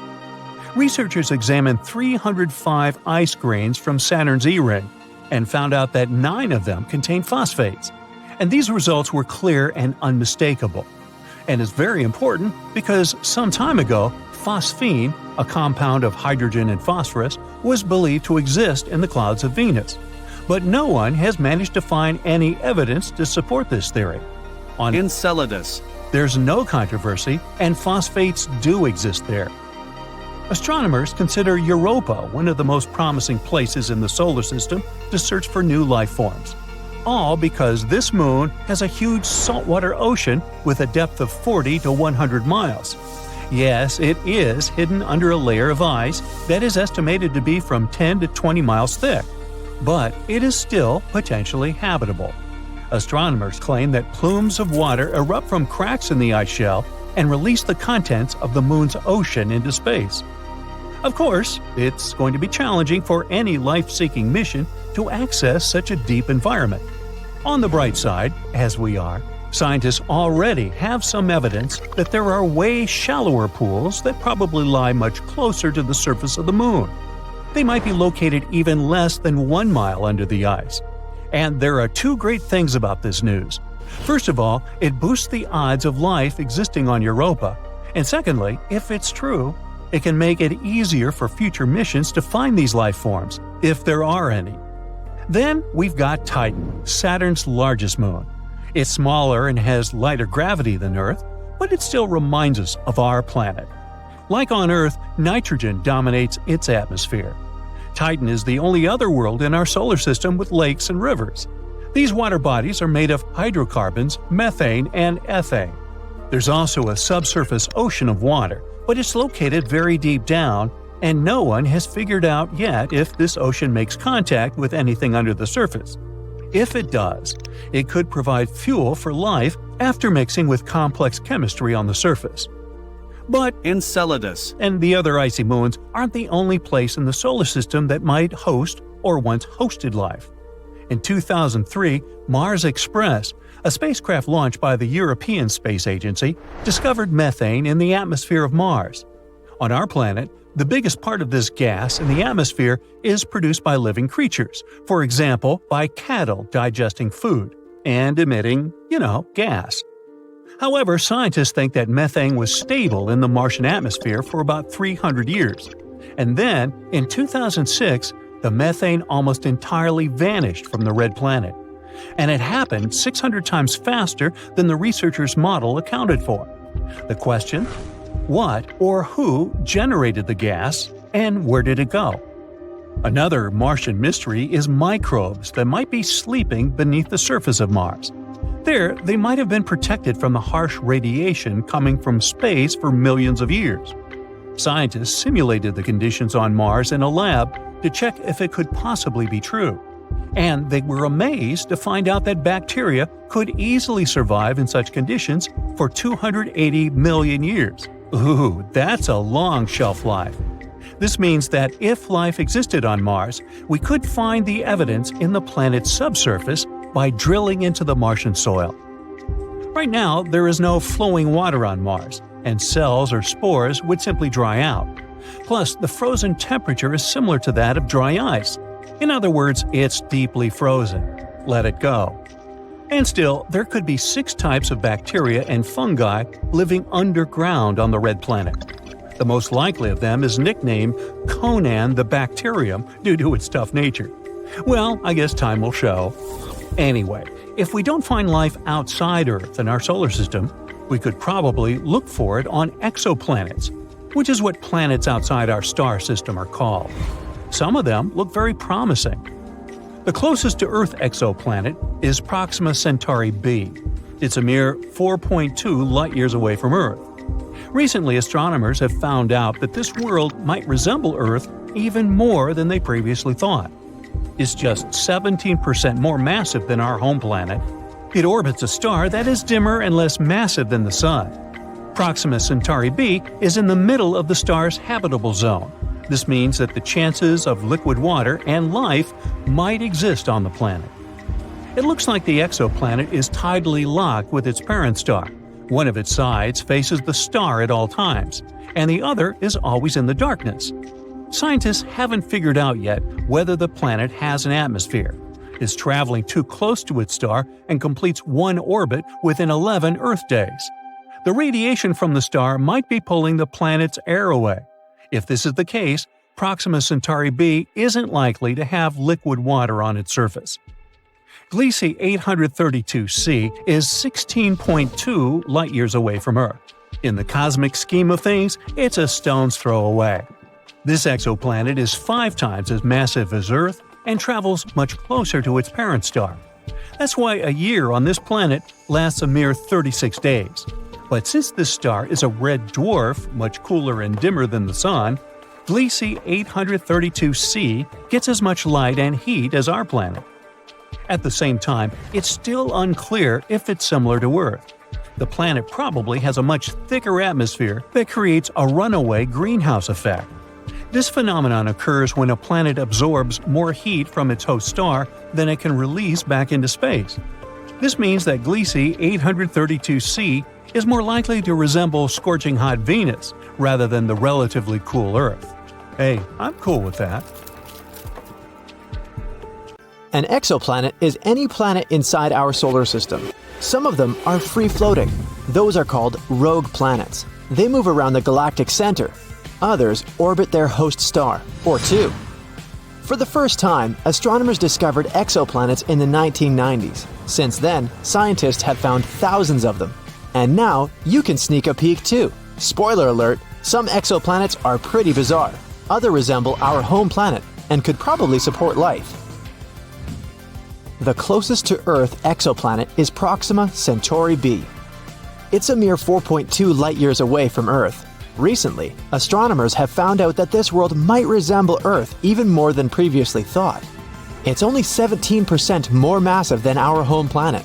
It orbits a star that is dimmer and less massive than the Sun. Proxima Centauri b is in the middle of the star's habitable zone.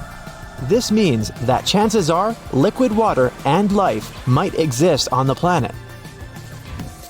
It looks like the exoplanet is tidally locked with its parent star. This means one of its sides faces the star at all times, and the other is always in the darkness. Scientists haven't figured out yet whether the planet has an atmosphere. It's traveling too close to its star and completes one orbit within 11 Earth days.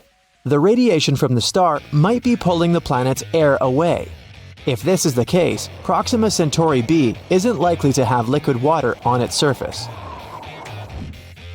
Gliese 832c is 16 light-years away from Earth. In the cosmic scheme of things, it's a stone's throw away. This exoplanet is 5 times as massive as Earth and travels much closer to its parent star. That's why a year on this planet lasts a mere 36 days. But since this star is a red dwarf, much cooler and dimmer than the Sun, Gliese 832c gets as much light and heat as our planet does. At the same time, it's still unclear if Gliese 832c is similar to Earth. It probably has a much thicker atmosphere that creates a runaway greenhouse effect. This phenomenon occurs when a planet absorbs more heat from its host star than it can release back into space. This means that Gliese 832c is more likely to resemble scorching hot Venus rather than relatively cool Earth. Another Earth-like planet, TOI 700d, is 100 light-years away from us in the constellation Dorado. It orbits a small and rather cool dwarf star that is about 40% of the mass and size of the Sun. Its surface temperature is half as high as that of our star. The outermost planet, which is the very TOI 700d, is almost the size of Earth. It also sits in the habitable zone of its parent star. No flares from TOI 700 reach the planet. This increases the chances of the exoplanet being habitable. This means it can potentially develop and maintain life. Scientists don't know for sure the exact conditions on the surface of the planet, but one of the computer simulations they've created shows a planet covered with an ocean. It has a very dense atmosphere dominated by carbon dioxide. Astronomers think a similar atmosphere surrounded Mars when it was a young planet. But another 3D model shows TOI 700d as an all-land, cloudless world. That's what our Earth would probably look like if it wasn't covered with oceans. Winds on TOI 700d move away from the night side of the planet and meet in the area that directly faces the star. There is an exoplanet that stands out among the rest because of its awesome magenta color. You can find this world in the Virgo constellation. The planet is called Gliese 504b. The distance between this planet and its parent star is 9 times the distance between the Sun and Jupiter. The planet formed relatively recently and is still glowing with heat. That's why its surface looks pinkish. Just 20 light-years away from the Sun, which isn't such a great distance when we talk about space, a bizarre rogue planet is roaming our home Milky Way galaxy. But even though this planet doesn't orbit any star, it still has an incredibly powerful magnetic field. It's 4 million times stronger than Earth's magnetic field. The exoplanet also produces amazing auroras. When it was discovered in 2016, astronomers were almost sure they had detected a brown dwarf, which is an object too large to be a planet and too small to be a star.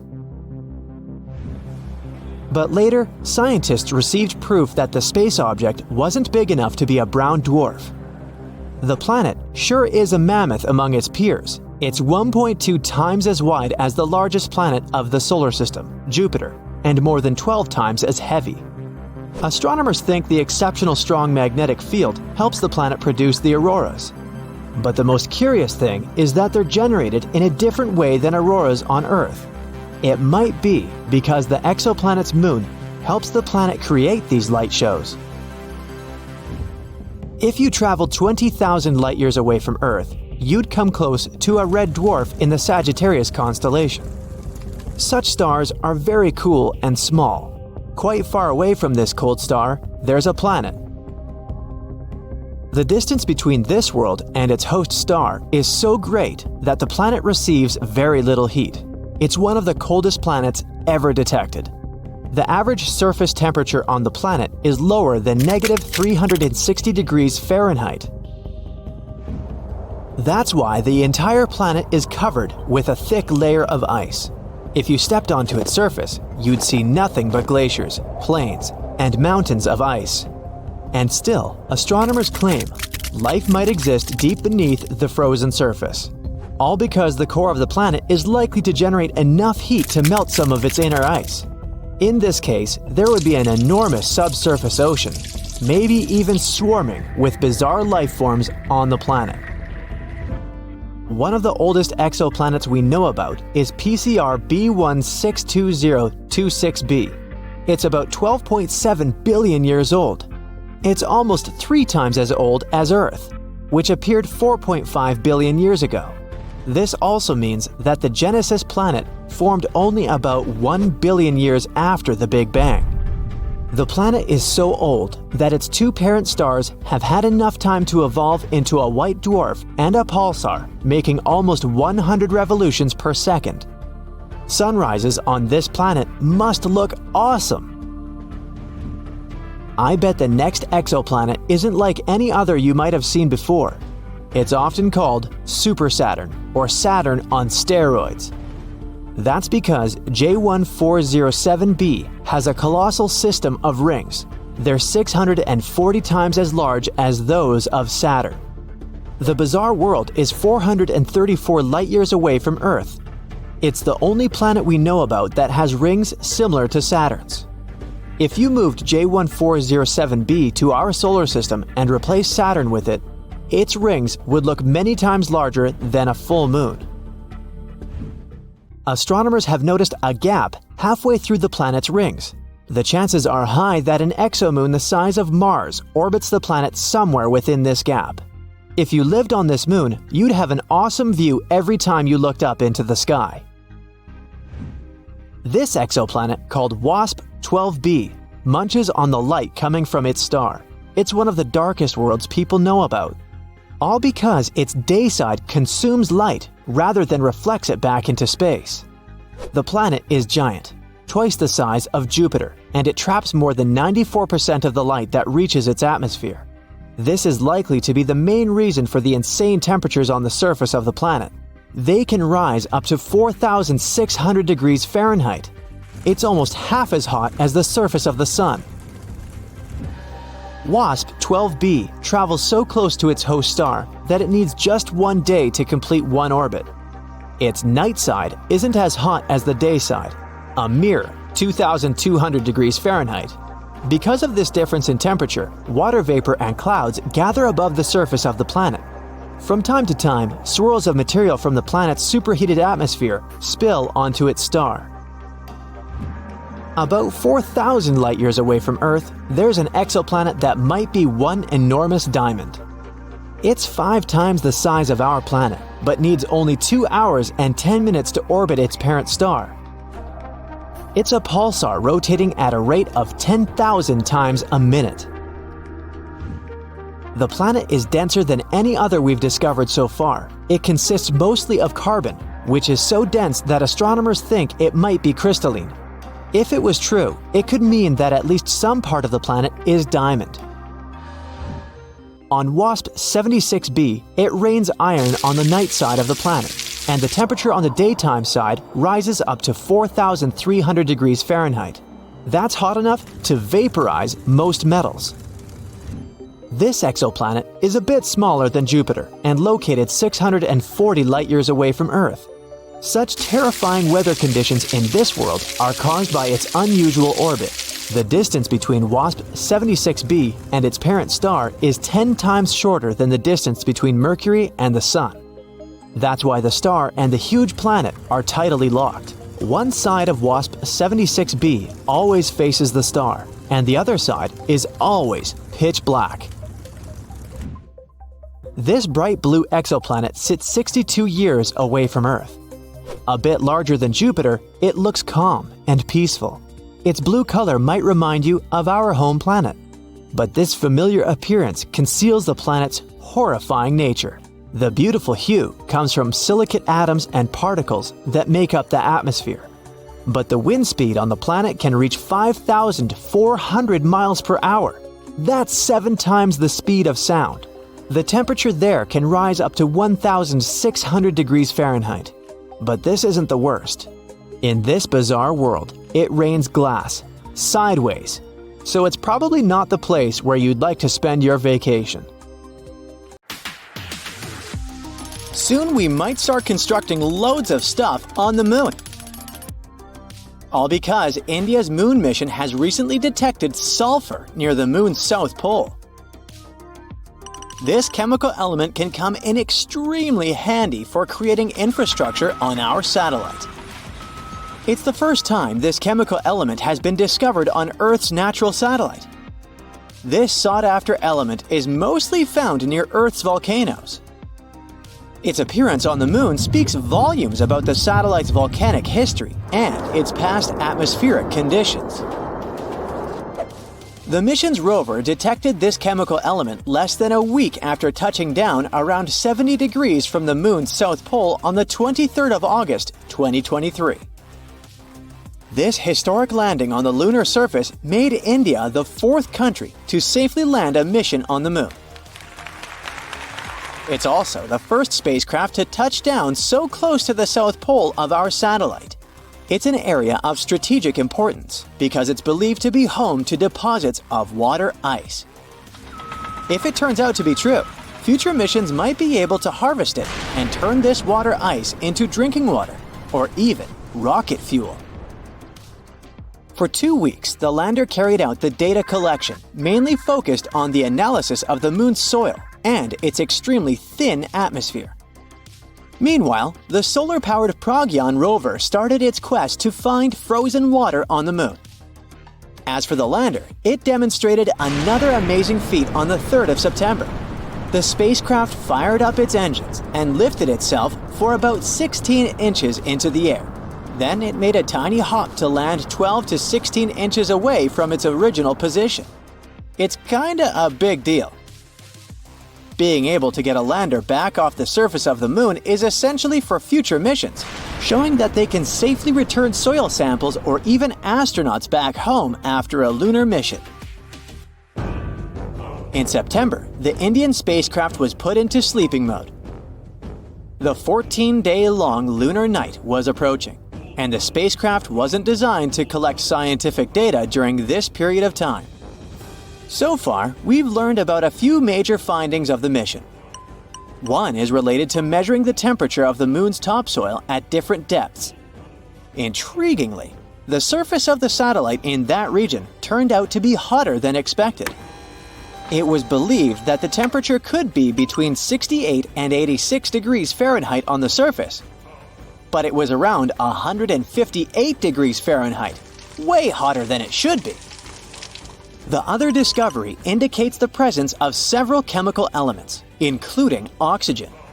Besides, the data received from the spacecraft confirms the presence of aluminum, calcium, iron, titanium, silicon, and other chemical elements on the lunar surface close to the South Pole. The rover also used special instruments designed to measure quakes and rumbles beneath the lunar surface to detect some seismic activity. It brings us back to the sulfur detected thanks to the rover's spectroscope. Scientists are currently working on figuring out whether this element formed on the surface in a natural way or whether it's the result of volcanic activity or a meteor strike. Another astonishing thing found on the moon is a rock, and it may be the oldest known Earth rock. A 0.7-inch wide chip included in a large rock collection brought to our planet by Apollo astronauts might actually be a 4-billion-year-old fragment of Earth. This finding could help us paint a better picture of the intense pounding early Earth got at the dawn of its life. It could go like this. Soon after the rock formed, an asteroid impact might have blasted it from Earth. At that time, our planet's satellite was 3 times closer to Earth than it is today. The collision was so powerful that this chunk of terrestrial rock found its way to the moon. Later, this fragment got engulfed in a lunar breccia, a motley kind of rock. Eventually, the rock was brought back home to Earth by Apollo 14 astronauts. Even though scientists had found meteorites coming from Mars and the moon before, it was the first time a rock from the moon turned out to be a terrestrial meteorite. They also found out that the rock had formed in a water-rich environment at temperatures and pressures corresponding to those at around 12 miles beneath the surface of our planet. In 2019, China's Chang'e 4 mission made history by landing on the far side of the moon. The mission's rover helped researchers visualize structures hidden deep below the surface of the satellite, revealing billions of years of lunar history. The Yutu-2 rover made this discovery with the help of its lunar penetrating radar. It imaged deep into the moon's surface and listened to echoes of sound bouncing back off structures hidden from view under the surface of the moon. It turned out those structures were resting at depths of almost 1,000 feet. The research suggests that the first 130 feet under the surface are made up of layers of dust, soil, and rocks. The instruments also discovered a concealed crater that must have formed after a large object slammed into the moon's surface. Long, long ago, ancient lava was likely to be flowing deep underground. Researchers believe that the broken rocks around the formation might be debris produced by the impact. They also found that the volcanic rock layers were thinner the closer they were to the surface. Such a thickness variation of lava flows might mean a decrease in the number and magnitude of eruptions over time. So, lunar volcanic activity gradually dwindled since the moon's formation around 4.5 billion years ago. On the far side of the moon, there is one of the largest and oldest impact craters in our solar system, the South Pole Aitken Basin. Unfortunately, from Earth, you can only see its outer rim, which looks like a huge chain of mountains. It's a ginormous 8-mile deep dent, stretching for more than 1,500 miles in diameter and covering 1/4 of the moon's surface. Astronomers are sure that this crater appeared when an asteroid collided with the moon around 4 billion years ago. And now, look at this gigantic chunk of metal the size of 4 states of Connecticut. As for its weight in pounds, it's enough to say that the number contains 18 zeros. This mysterious mass is hidden about 180 miles under the moon's surface, somewhere in the middle of the South Pole Aitken Basin. It was discovered when Grail, which stands for NASA's Gravity Recovery and Interior Laboratory mission, gathered data about our natural satellite. When examining this information, scientists noticed that in one place on the Moon's surface, there was a weird change in gravity.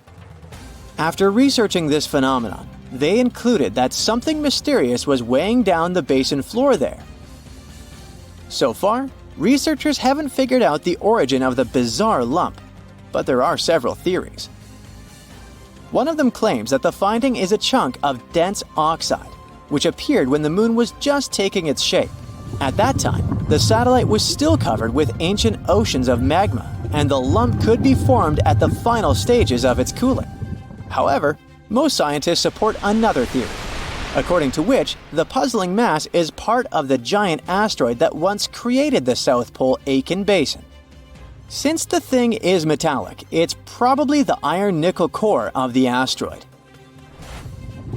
There might be a labyrinth of lava tubes on the Moon. Not so long ago, astronomers received the results of underground topography and discovered a massive cave under the surface of Earth's satellite. It could be the result of the lunar volcanic activity that happened more than 3 billion years ago. Streams of lava hardened, creating a thick, hard crust on the outside. But inside, it kept flowing, melting the rock and creating tunnels and caves. Numerous small pits in the Moon's surface discovered by NASA seem to be the openings to such lava tubes. If this theory is confirmed, the underground tunnels might serve not only as a convenient location for human-crewed space missions, but also as much-needed water sources for astronauts. You take a giant straw and begin to inflate Saturn. It's getting bigger and bigger and bigger. That's enough. Now let's add some giant rings. That's it. This is Super Saturn, also called Saturn on steroids. It's a real object that scientists discovered in 2012, a planet named J1407b.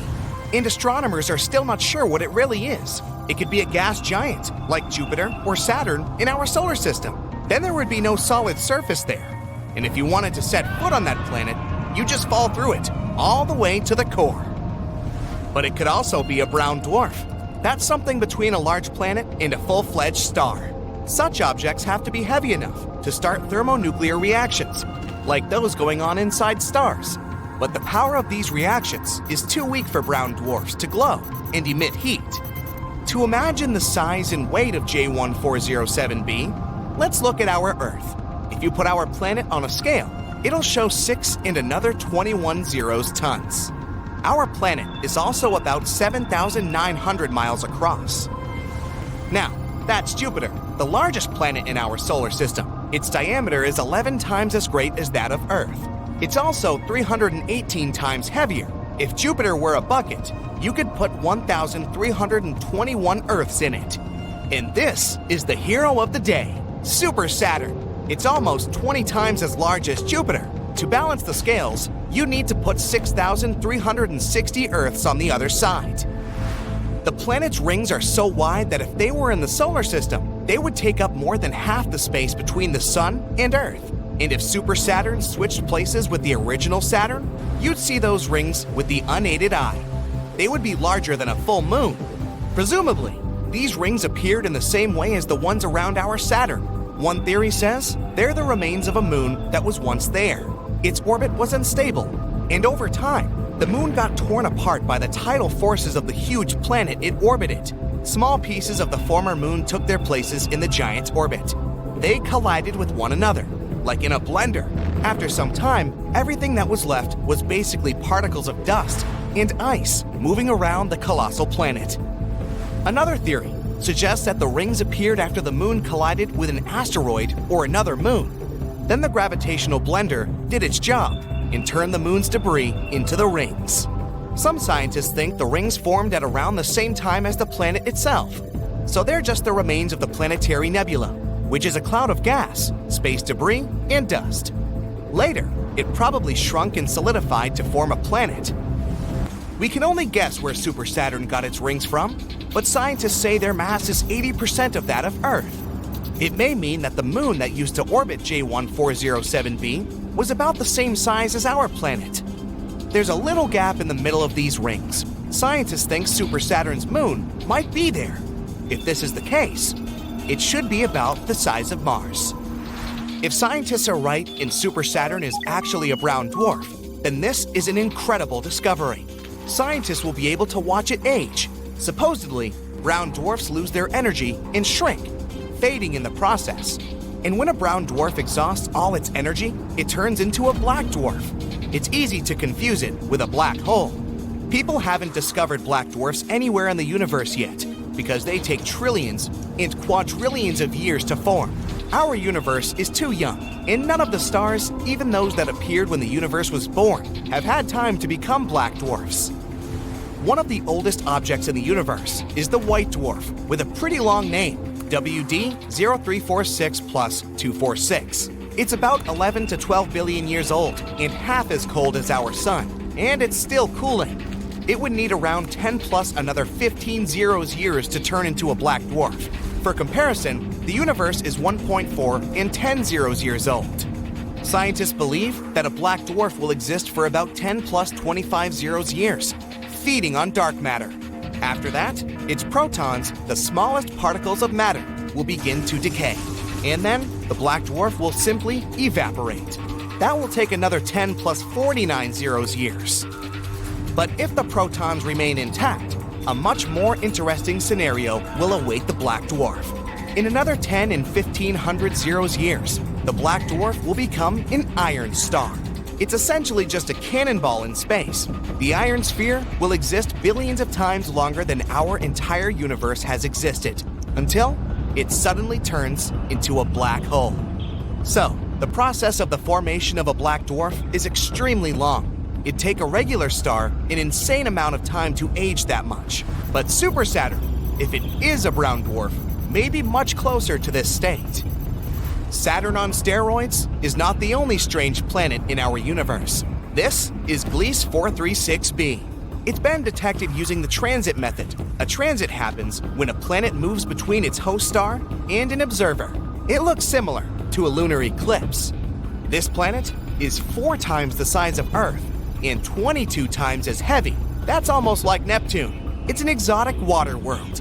The water there is solid, but it's not ice. It has a temperature of about 520 degrees Fahrenheit. The water in your pot turns into steam at 212 degrees Fahrenheit. But on Gliese 436b, the liquid remains solid because of the extreme pressure on the planet. Scientists have also discovered that the planet's atmosphere is evaporating into outer space. That's why there's a giant circular cloud around it. It's constantly moving in its orbit, giving the planet a long tail that looks like that of a comet. Cancri E holds incredible riches worth more than all the money on Earth. There are diamonds scattered all over the planet. Cancri E is about twice as wide and 8 times as heavy as Earth. This planet doesn't rotate. Only one of its sides always faces its host star. The surface temperature there is almost twice as high as the temperature of a burning fire. And since the host star is rich in carbon, the planet contains plenty of this element too. The intense pressure and temperatures help turn carbon into graphite and diamonds. Unfortunately, this planet is 40 light years away from our home, so it'd take about 730,000 years to get there on a regular rocket. Another planet rich in gems is HAT P7b. It's about 1,000 light years away from Earth. It's 60% as large and nearly twice as heavy as Jupiter. The planet is so close to its host star that it makes one revolution around it in just 2 Earth days. Because of such close proximity to the star, HAT P7b is almost as hot as a white dwarf. If you look at the night side of this planet, you'll see unusual clouds. Scientists believe that these clouds may be rich in corundum material. This is the very substance that forms rubies and sapphires, so it's likely to rain very expensive and beautiful gems there. WASP 12b is one of the darkest planets ever discovered. Only one of its sides faces its host star. The planet's surface is so dark that it eats up about 94% of all visible light, so it looks a lot like a black hole. The host star heats up the planet so much that the material there continuously evaporates. Then the star's strong gravity pulls this cloud toward itself, forming a disk. But TRES-2b is the champion. It's the darkest planet known to people. It absorbs 99% of the light coming from its star, which means it consumes more light than a piece of coal. 1% of the remaining light looks red as it gets reflected by this gas giant. From afar, this planet looks very evil. One of the oldest planets in the universe is PSR B1620-26b. It's about 12.7 billion years old. This means that it formed about 1 billion years after the Big Bang. The planet is so old that its two host stars have had time to evolve. One is a white dwarf. The other is a pulsar that makes almost 100 revolutions per second. Sunrises on this planet must be stunning. Right now, this star system is moving toward a dense cluster of stars. This is likely to lead to a stellar collision, so the fate of this planet is unknown. Kepler 438b is one of the most Earth-like planets. It's only 12% larger and is in the habitable zone of its host star. Not too close and not too far away. It's a sweet spot where water doesn't evaporate because of the heat and doesn't turn into ice because of the cold. This planet might host life on its surface. In the future, it may also become a new home for humanity, but it would take people about 470 years to get to this planet, even if we traveled at the speed of light, which is impossible due to the laws of physics. So, we might be getting closer to finding a massive icy planet beyond Neptune's orbit. Sorry Pluto, still not you. Recently, some universe mapping using data from a telescope in Hawaii eliminated about 78% of the possible locations for this mysterious Waldo from space. Some people call it Planet 9, while others prefer Planet X. Either way, it's been causing controversy since its existence was first proposed, and that is mainly because no study so far can answer the big question: does it really exist? If discovered, Planet 9 would rank as the 5th largest planet in our solar system, with a mass 10 times that of Earth. It's also theorized to be gaseous, like Uranus. The initial study on Planet 9, dating back to 2016, suggests that this colossal new planet orbits the Sun 29 times farther out than Neptune, which sits at about 2.8 billion miles. As a result, the Planet 9 would take between 10,000 and 20,000 years to complete a single orbit around the Sun. If confirmed, this yet-to-be-understood world would dominate a region larger than any other known planet in our cosmic neighborhood. These are all intriguing hypotheses, but without a single piece of evidence or observation to back them up.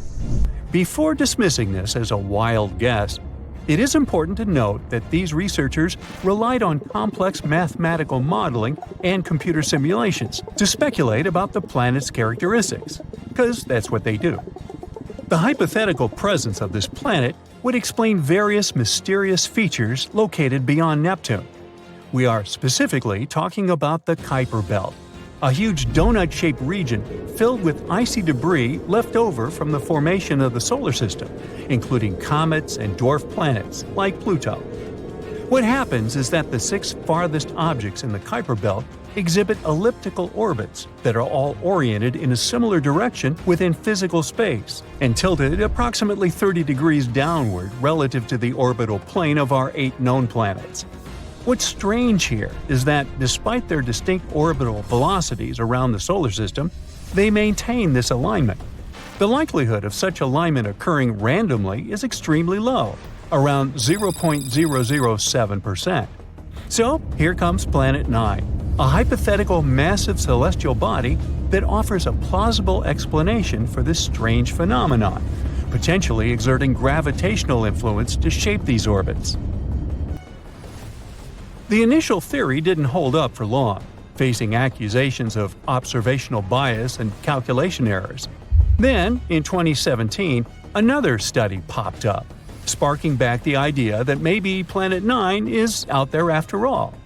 This time, Spanish astronomers tried a novel approach, focusing on observing extreme trans-Neptunian objects. These celestial bodies orbit the Sun in highly stretched elliptical paths, with average distances exceeding 13 billion miles.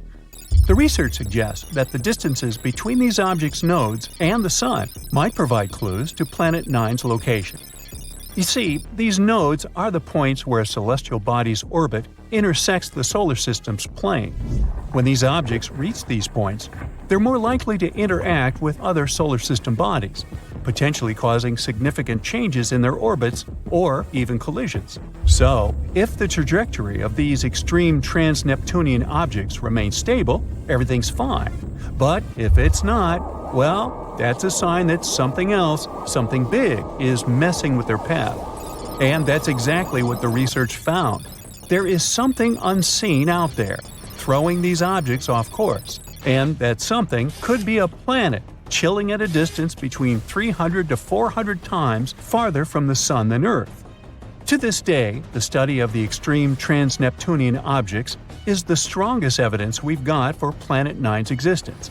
And if you're still not convinced by this theory, know that strange motions like these have led to planetary discoveries before.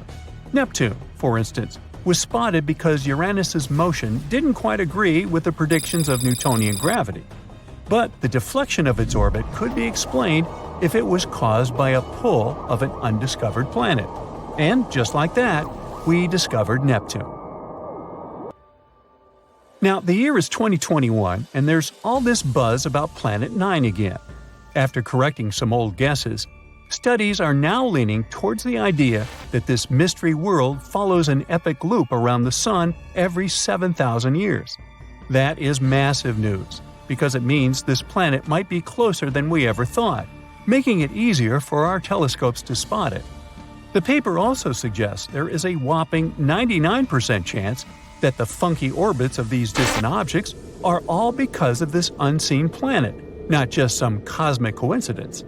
Now, the odds of this whole situation being a fluke are down to a 1 in 250 chance, which is much better than the 1 in 10,000 chance back in 2016. All these optimistic numbers have brought us to where we are today, keeping our hopes and working on better equipment to continue the mission of spotting Planet 9. As mentioned earlier, researchers in Hawaii created some kind of treasure map utilizing the Panoramic Survey Telescope and Rapid Response System to eliminate 78% of its locations. This is great news, considering how challenging it is to find a planet-sized needle in a cosmic haystack. But unfortunately, Planet 9's presence remains a ghost in the dark outer reaches of our solar system. Enthusiasts are still convinced of its existence and believe it is only a matter of time before we celebrate the discovery of Earth's new cosmic cousin. They're putting their hopes on the Vera C. Rubin Observatory, which is currently under construction in Chile and is scheduled to begin science operations in late 2025. Over the course of 10 years, this observatory will scan the entire southern hemisphere sky every few nights with a 27-foot, fast-moving telescope equipped with the largest digital camera in the world.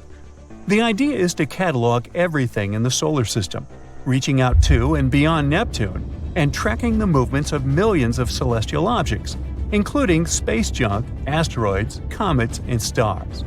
If Planet 9 is indeed out there, this next-generation telescope could be the one to find it. The existence of this mysterious planet is far from being universally accepted in the scientific community. That is simply because Planet 9 isn't the only explanation for the strange phenomenon occurring beyond Neptune. One theory suggests that a group of distant objects, such as dwarf planets, comets, and moons, might be collectively influencing the orbits of the extreme trans-Neptunian objects. Others believe that a black hole is behind all this. These compressed masses are some of the densest objects in the universe, potentially capable of affecting the orbits of other masses, like how this supposed ghost Planet 9 is believed to be doing. Another bold perspective suggests that our current understanding of the laws of gravity is flawed, actually incomplete.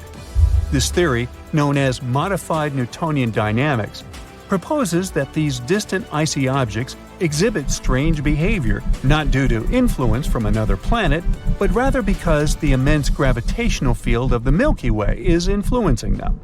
However, Even supporters of this theory acknowledge that it is too early to draw firm conclusions, and much more extensive research is still required. While we continue our relentless hunt for Planet 9, some astronomers have taken it a step further, suggesting the existence of a hypothetical Planet 10. This world has a mass and size like that of Mars or Earth and is located on the edges of the Kuiper Belt. But the thing is, if this alleged Planet 10 is indeed as small as scientists believe, it might not have enough gravity to clear its orbit of debris. And that is pretty similar to what happens with Pluto, being one of the reasons why it got into trouble back in 2006. So yeah, it's better not to get too excited. This supposed Planet 10 might end up classified as another dwarf planet. This planet, yeah, the one right here, shouldn't exist, but it does. A newly discovered planet rotates around a star that's much smaller and dimmer than our Sun. The planet, however, is enormous. Such a tiny star couldn't create it, so it's like finding an ostrich egg in a chicken coop. A team at Penn State built a special tool called the Habitable Zone Planet Finder. It's an instrument that's supposed to find planets around dim, cool stars. It's connected to a big telescope in Texas. The tool looks at the light from these stars, which is mostly in the near-infrared, beyond what our eyes can see. This gadget can spot changes in a star's speed caused by a planet. If the star movement slightly changes, that means there must be a gravitational pull nearby. Years ago, this technique helped find the first known exoplanet around a star like our Sun. Today, we've improved this method to make more precise measurements. Our main goal is to find Earth-like planets. They should be rocky and located in habitable zones, areas around stars where liquid water could exist. The Doppler technique isn't that great at finding Earth-like worlds yet, but works well for cool, dim stars. And that's how we discovered the impossible LHS 3154b. Planets usually form in disks made of gas and dust in space. Picture a flat, spinning cloud of tiny particles. These particles come together and stick to each other, creating a flat, rotating disk. Over time, these tiny bits combine to form a solid core. This is the starting point for a planet. Once the core is there, it attracts more dust and even gas like hydrogen and helium. But making a planet this way isn't easy. They need a lot of stuff, mass, and materials. This process is called core accretion. Stars are a huge help in that process. Usually, big stars have more gravity, so they can gather more stuff to form planets. But the star we discovered recently isn't very big. It's 9 times smaller than our Sun. A star this small shouldn't have a big enough disk to make a heavy planet. To do that, its disk should have been at least 10 times bigger. But this heavy planet, LHS 3154b, exists. Now, this mysterious planet is 13 times heavier than our Earth. It's similar in size to Neptune. It's about 50 light-years away from us in the Hercules constellation, which, in space terms, is very close. The planet is also super close to its star, completing 1 year in almost 4 days. This discovery is making scientists rethink their ideas about how planets and stars come into existence. There are new theories coming around. For example, a theory called gravitational instability. It says that, instead of the pieces coming together bit by bit, the material in the disk collapses all at once, directly creating a planet. But even with this theory, it's hard to explain how such a heavy planet could form without a really massive disk. It'll take us some time to figure out the truth. This isn't the first planet that makes us doubt our theories. Recently, scientists found another planet called Hala. This planet is orbiting a star called Baekdu, and just like the previous one, it shouldn't really exist. It's way too close to its star. Stars change a lot during their lives. Normally, when a star becomes big and prepares to leave this world, it's called the red giant stage. A star like that tends to destroy or push away any nearby planets, creating a huge mess. Hala rotates around a red giant, and it should have been swallowed or destroyed by the expanding star a long time ago. But it's still hanging there. Even though Baekdu has already started burning helium and shrunk to a smaller size than expected, Hala isn't bothered in the slightest. Scientists call Hala the Forbidden Planet. This discovery challenges what we thought about how planets survive near aging stars. It raises two theories. One suggests that Baekdu was once two stars, a white dwarf and a red giant. Hala orbited them both, and they merged before the red giant fully expanded. This allowed Hala to survive because the extra helium from the white dwarf prevented the red giant from growing too much. The second theory says that Hala formed from the debris created when the two stars merged. In this scenario, Hala would be a very young planet orbiting an elderly star. Astronomers plan to continue studying Hala and look for more planets like that. Another oddball, besides me, is called LTT 9779b. This one scares us too because it's too shiny. The planet reflects 80% of the light from its star. Regular mirrors reflect from 85 to almost 100% of light, which means that this mysterious planet should look like a rough mirror, with aluminum or silver-like reflections. This is another Neptune-sized planet. It's located 268 light-years from us and was discovered by NASA's TESS spacecraft. It completes a full rotation around its star in just 19 hours. It's so close to its star that it's scorching hot, reaching temperatures over 3,600 degrees Fahrenheit. Normally, planets this close lose their atmosphere and turn into bare rocks. But this one breaks the rules again. Now this time, we know the secret of its survival. It's because of the planet's shiny metallic clouds, which are made of glass and titanium salt. These clouds rain titanium onto its hot surface. They also reflect a lot of the light, preventing the planet from getting too hot and losing its atmosphere. It's like having a mirror shield. This planet's size also surprised scientists. It's way bigger than Earth. Other planets this close to their stars are either much bigger gas giants or small rocky planets. This planet is a smaller gas giant, and scientists didn't expect it to exist so close to its star. This is the shiniest planet ever found, even shinier than Venus. But despite its cool appearance, it's probably not a friendly place for life because of its extreme temperatures and strange metallic rain. And our final rule breaker is a planet called WASP 107b. Scientists discovered it using the James Webb Space Telescope. It's located around 208 light-years from us in the Virgo constellation. It's also fast and completes an orbit around its star in just 6 days. This is a super Neptune exoplanet. It's similar to Jupiter in some ways, including the same size and scorching hot temperatures. But the main difference is that it's much lighter, weaker, and less dense. This is the least dense planet we've discovered so far. After researching some more, we also found that it has a tail. The helium on the planet extends beyond the transit egress. The planet is slowly losing its atmosphere due to extreme ultraviolet radiation from the star.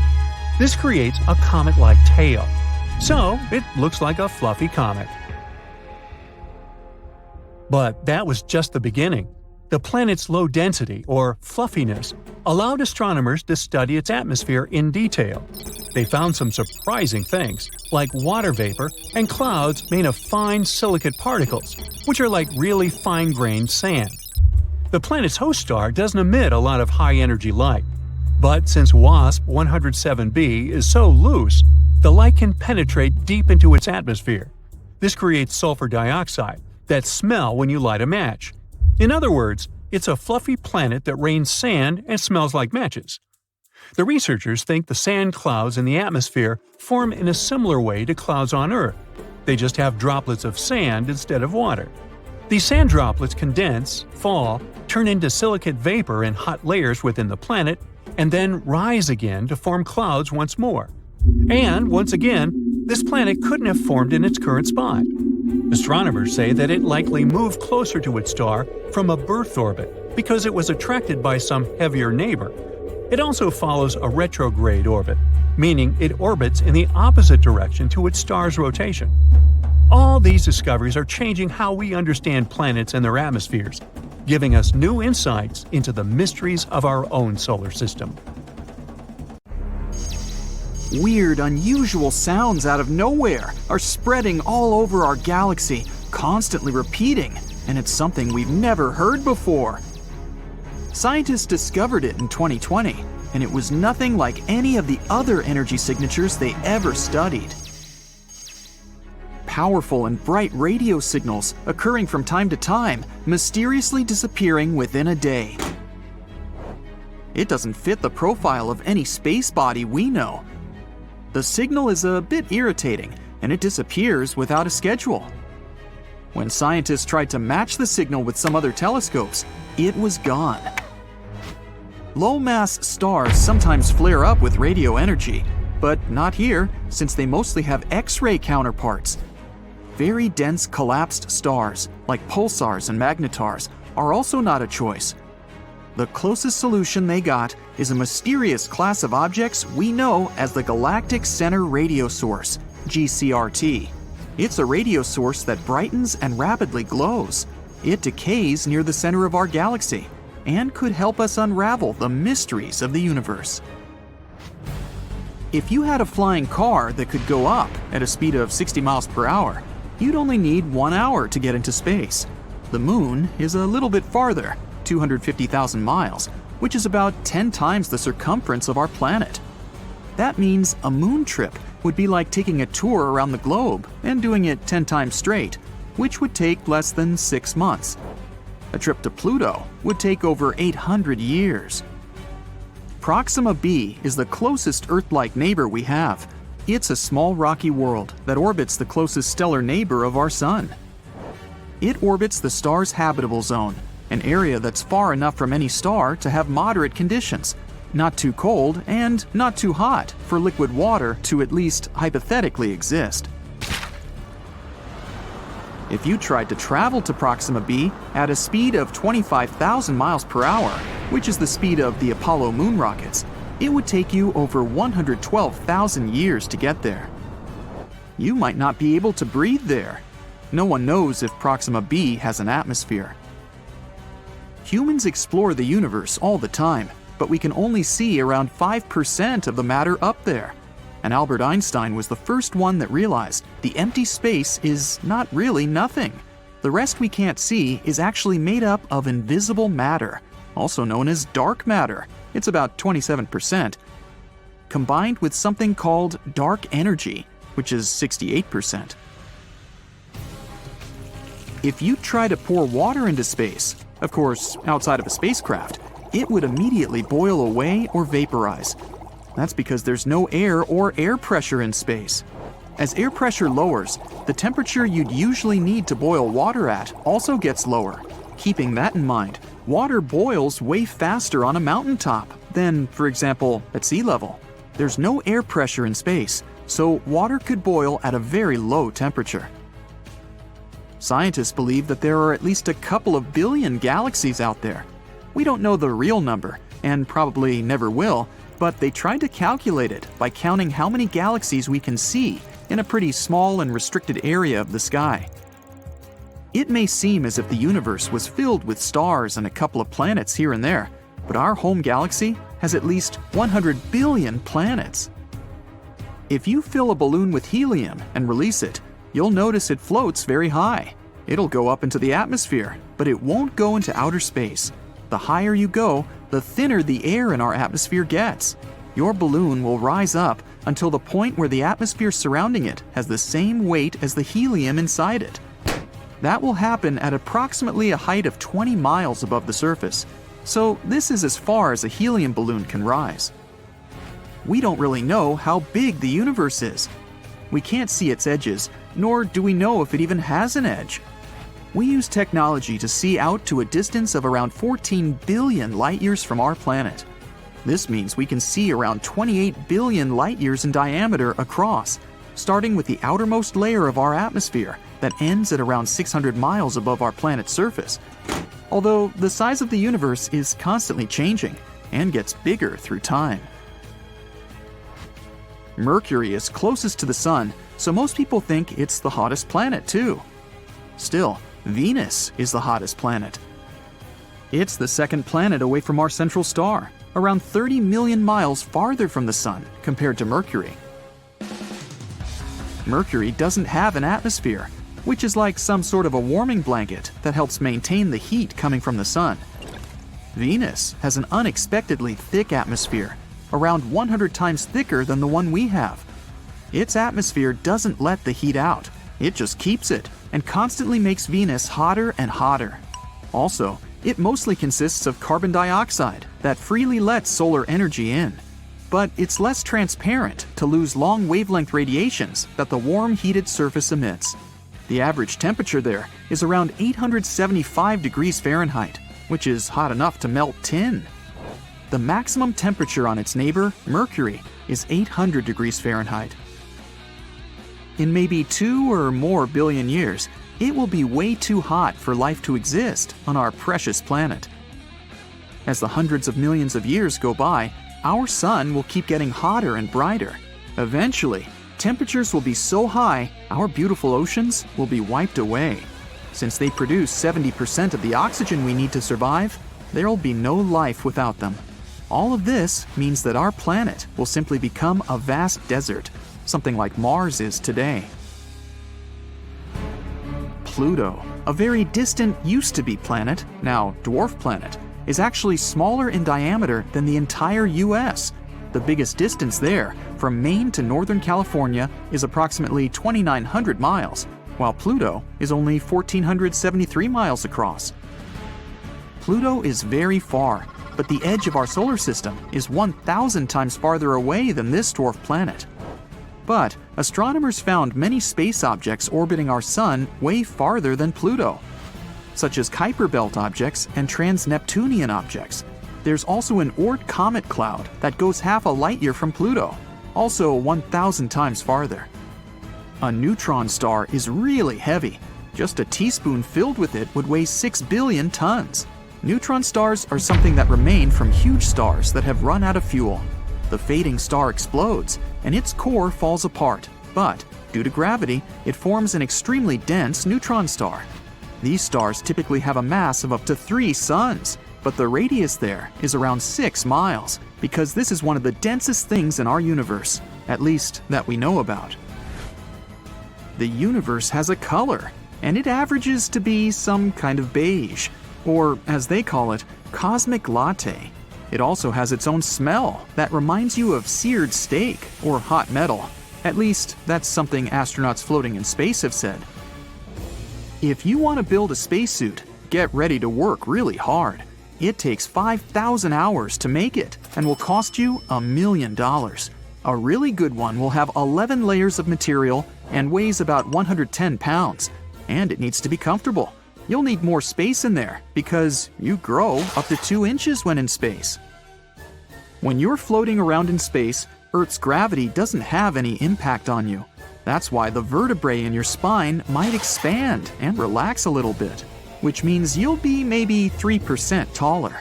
For 6 feet, it's about 2 extra inches. Oh, don't worry, it's not permanent. As soon as you go down to Earth, you'll shrink back down to your normal size within a couple of months. Space isn't the best option if you want to have a conversation with your friend, because up there, sound doesn't travel at all. Molecules there are so far apart that sound vibrations can't reach them, which automatically means they can't vibrate, so we can't hear them. Movies are not accurate with this. No one could hear you screaming in space, too. We kind of live inside our sun. The sun is not just that big hot ball of light located 93 million miles away from us. Its outer atmosphere is way bigger. It extends far beyond the surface we can see. Our planet's orbit goes through its tenuous atmosphere. The evidence is when gusts of the solar wind generate the southern and northern lights. That means, in some way, we live inside the sun. Not just us, other planets too, including distant Neptune. The heliosphere, which is what we call the outer solar atmosphere, extends to about 10 billion miles. There's something happening inside the moon, something that nobody expected. Not a dramatic shift you'd see on the outside, but deep down, where things seem frozen in time, scientists have uncovered a hidden layer of what you could only call moon goo. Remember those school lessons about the crust, mantle, and core? Much like the Earth, the moon is made up of layers, a crust, mantle, and core. However, the Moon's core is much smaller compared to ours. Earth's core is huge. It makes up about a third of our entire planet's mass. The Moon's core makes up only about 1 to 2% of its mass, and its diameter is about 1/5 the diameter of the Moon itself.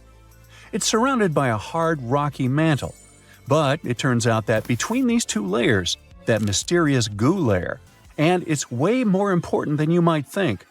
The layer is soft and partially molten, ebbing and flowing like the tides in our oceans. It rises and falls, stretching and shifting as if it were alive. Its movement isn't chaotic, but subtle and regular. We always knew that the Moon influences our seas and oceans, causing tides with its gravity. But it turns out that we influence it back. The goo ocean reacts to the gravitational dance between Earth and the Sun. Also, the molten layer could be made of ilmenite, a very intriguing material. Ilmenite is rich in titanium, a strong and lightweight metal that we really love over here on Earth. Titanium is used in everything from airplane parts and spacecraft to medical devices, even in everyday items like bikes and laptops, all because it's incredibly strong and very resistant to corrosion and heat. So, if the Moon might have a molten layer rich in ilmenite, that would be awesome. Astronomers are already planning for lunar bases, and if we had a material to build structures, spacecraft, or even tools for astronauts right there, that would be a game changer. Otherwise, we'd need to transport materials from Earth, which is extremely costly. This is our first tangible sign that the Moon is not just a cold, boring rock. Instead, it's dynamic, living, and breathing, with moving forces beneath the surface. NASA used new special tools to discover this: the Gravity Recovery and Interior Laboratory and the Lunar Reconnaissance Orbiter. These are both space missions designed to study the Moon, but they don't just look at the surface like a telescope. Instead, they help measure things we can't see with our eyes, like the Moon's gravity and how it changes over time. Grail sent 2 small spacecraft around the Moon named Ebb and Flow. Clever. The idea was for these spacecraft to fly close to each other and measure tiny differences in the Moon's gravity as they go. It's like they were feeling the Moon's invisible pull in different places. If the Moon's gravity was stronger in one spot, the spacecraft moved closer together, and if it was weaker, they moved farther apart. This helps scientists understand what's going on inside the Moon, even if they can't actually go there. And the spacecraft intentionally crashed into the Moon in December 2012 to end the mission. The Lunar Reconnaissance Orbiter is a bit different. It takes super detailed pictures of the Moon and collects other important information about its surface. By combining the information from both Grail and LRO, we were able to find this goo layer. But this discovery actually challenges everything we thought we knew about lunar geology. How did this molten layer get there? How long has it existed? And perhaps more fascinating, how it stayed warm for millions of years? That's some million-dollar questions. The Moon's core generates heat just like ours, but it's not as easy as saying, oh, the core's heat probably keeps it warm and molten. Well, first, the Moon's core is much smaller and less active than Earth's, meaning it produces significantly less heat. Plus, the Moon is much cooler than Earth in general. With temperature dropping to minus 200 degrees Fahrenheit on the surface, how could this inner layer still stay in this flowing state? That's still a mystery. In any case, this goo could actually explain a lot of stuff about the Moon. For example, astronomers were exploring moonquakes and how they happen. Now they think that it might be this semi-molten layer shifting and moving beneath the surface. Now, beyond the Moon itself, it also tells us more about other celestial bodies. If the Moon, something we considered basically a huge static rock, has such a dramatic life, what about other planets, moons, or asteroids? Could they also hide similar hidden movements beneath their surfaces? We can even understand our own planet better, learn more about how tides and similar stuff works. There are so many great discoveries we've been making on the Moon. Recently, we found some awesome stuff beneath the surface, massive caves hidden for millions of years. For over 50 years, scientists have suspected that the Moon's surface is full of underground tunnels and caves. These are known as lava tubes because they were formed by lava. Duh! Millions of years ago, the moon was pretty unstable. It underwent some volcanic activity, causing eruptions. When a volcano erupts, lava can flow across the surface. As the outer layer of the lava cools and hardens, it forms a solid roof of dark material. It's actually what these famous dark spots on the moon are. These are dark, hardened remains of ancient lava. But the hot, molten lava continues to flow through the center. Once the eruption ends and the lava drains away, what's left behind is an empty hollow tunnel, hence a lava tube. On Earth, we have lava tubes in places like Hawaii or Iceland, where volcanic activity has created similar underground tunnels. The same thing happened on the Moon billions of years ago, although they're much crazier compared to ours. In fact, lunar lava tubes are now thought to be some of the largest and longest in the entire solar system. One such cave was discovered beneath the famous Mare Tranquillitatis, the place where Apollo 11 first landed, and it's at least 340 feet deep. Now, all these lava systems have remained hidden just beneath the surface, untouched for millions of years. Only now, they finally managed to prove their existence. Scientists from the University of Trento in Italy found them using special radar technology and advanced computer methods. These techniques let you see underground by sending radar waves.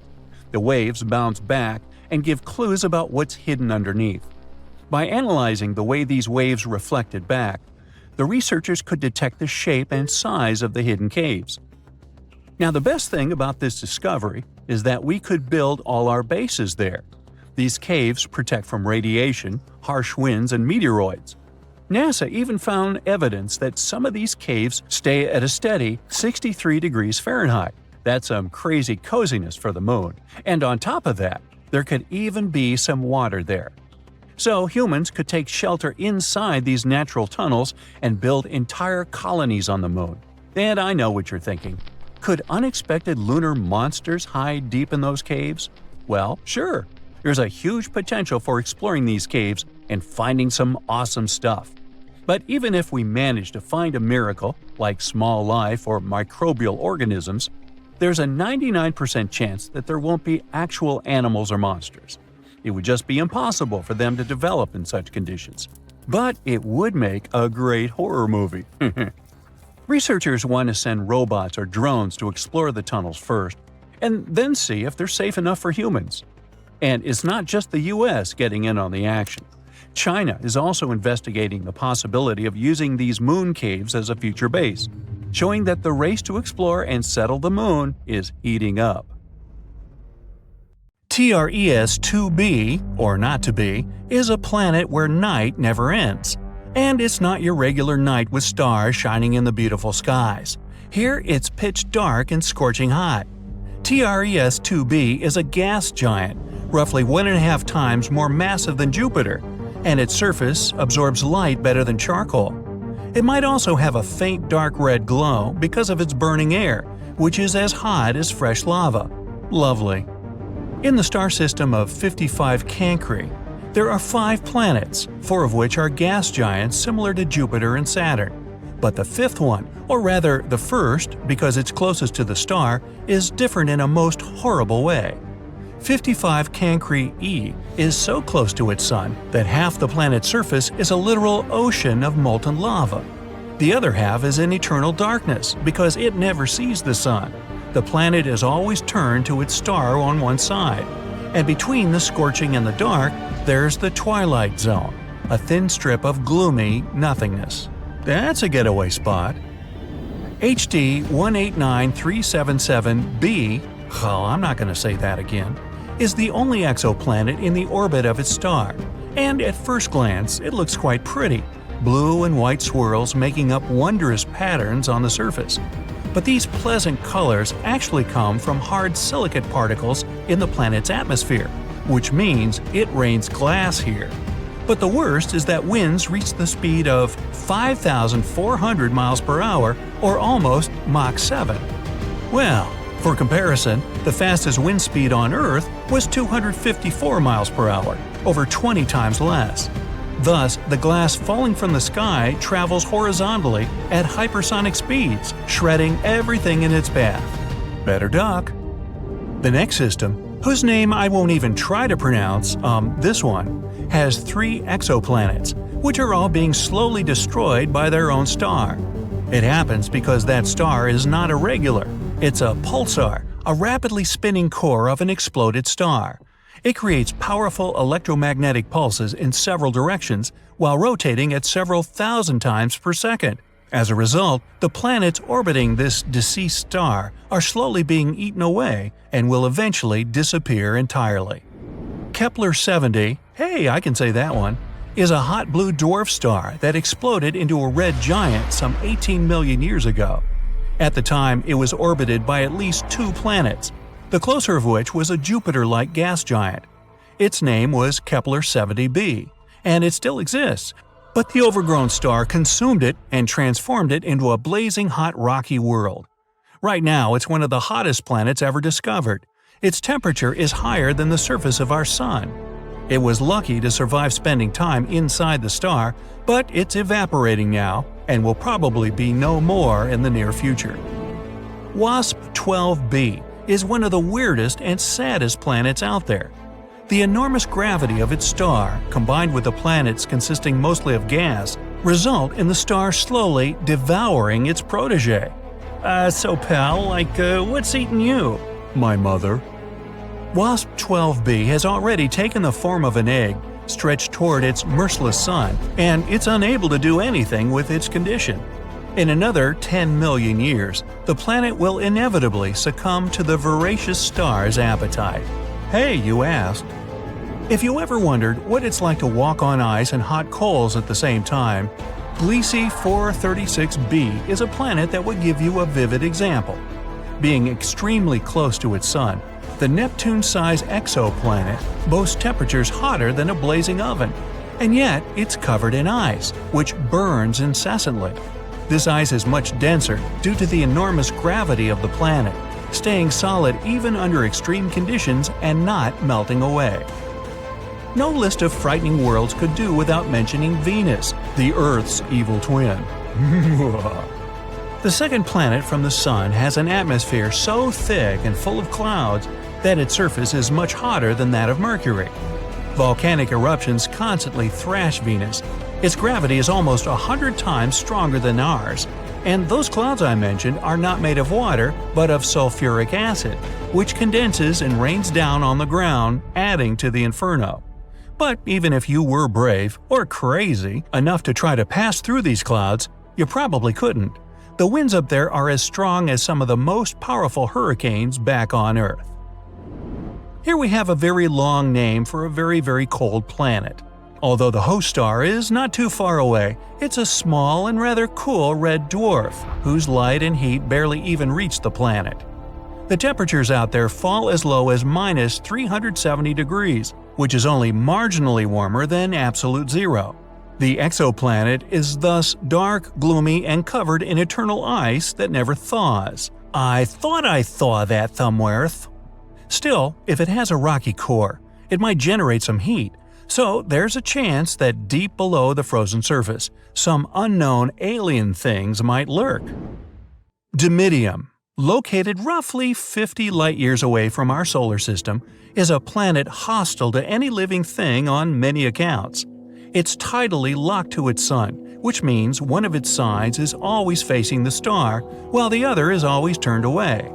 The hot side is heated to over 1,800 degrees, perpetually blown over with winds reaching 600 miles per hour. And that's winter. Well, actually, I don't know that. Despite Dimidium being a gas giant, it has a large amount of iron in it, which melts and evaporates in the atmosphere, creating clouds. And when those cool down, they fall on the surface in the infernal rain of molten iron. That'll test your mettle. Oxygen is usually viewed as an element that might bring life to a planet, but this is definitely not the case for Osiris. Scientists were shocked to find oxygen on this planet, or rather around it, because it's 8 times closer to its star than Mercury is to the Sun. This extreme distance makes Osiris a living melting pot, where anything that could burn will. It's also responsible for a very short orbit of the planet around the star. A year on Osiris is just 3.5 days on Earth. To boot, the atmosphere of the planet is constantly blown and melted away by the heat from its sun. Vacation? Nah, let's keep looking. Karat Exo 3b is neither as hot nor as cold as some of the others on this list, but it's terrifying in its own more insidious way. It's a gas giant similar in size to Jupiter, yet 20 times denser. This makes this exoplanet's gravity weigh down on everything on its surface 50 times more than it would on Earth. Stepping on it would be your ultimate doom, because you'd be immediately crushed by the density of its atmosphere. Karat 7b is another oven-like world. Its day-to-day temperature is over 4,000 degrees. Combined with the rocky surface, it presents an infernal landscape. The rocks on the ground bubble and boil, evaporating in the atmosphere, where they cool down and eventually fall back on the surface in a brimstone rain. The saddest thing about Karat 7b is that it might have once been a gas giant whose atmosphere melted away from the heat, leaving only the scorched core. That's it for today. So hey, if you pacified your curiosity, then give the video a like and share it with your friends. Or if you want more, just click on these videos and stay on the bright side.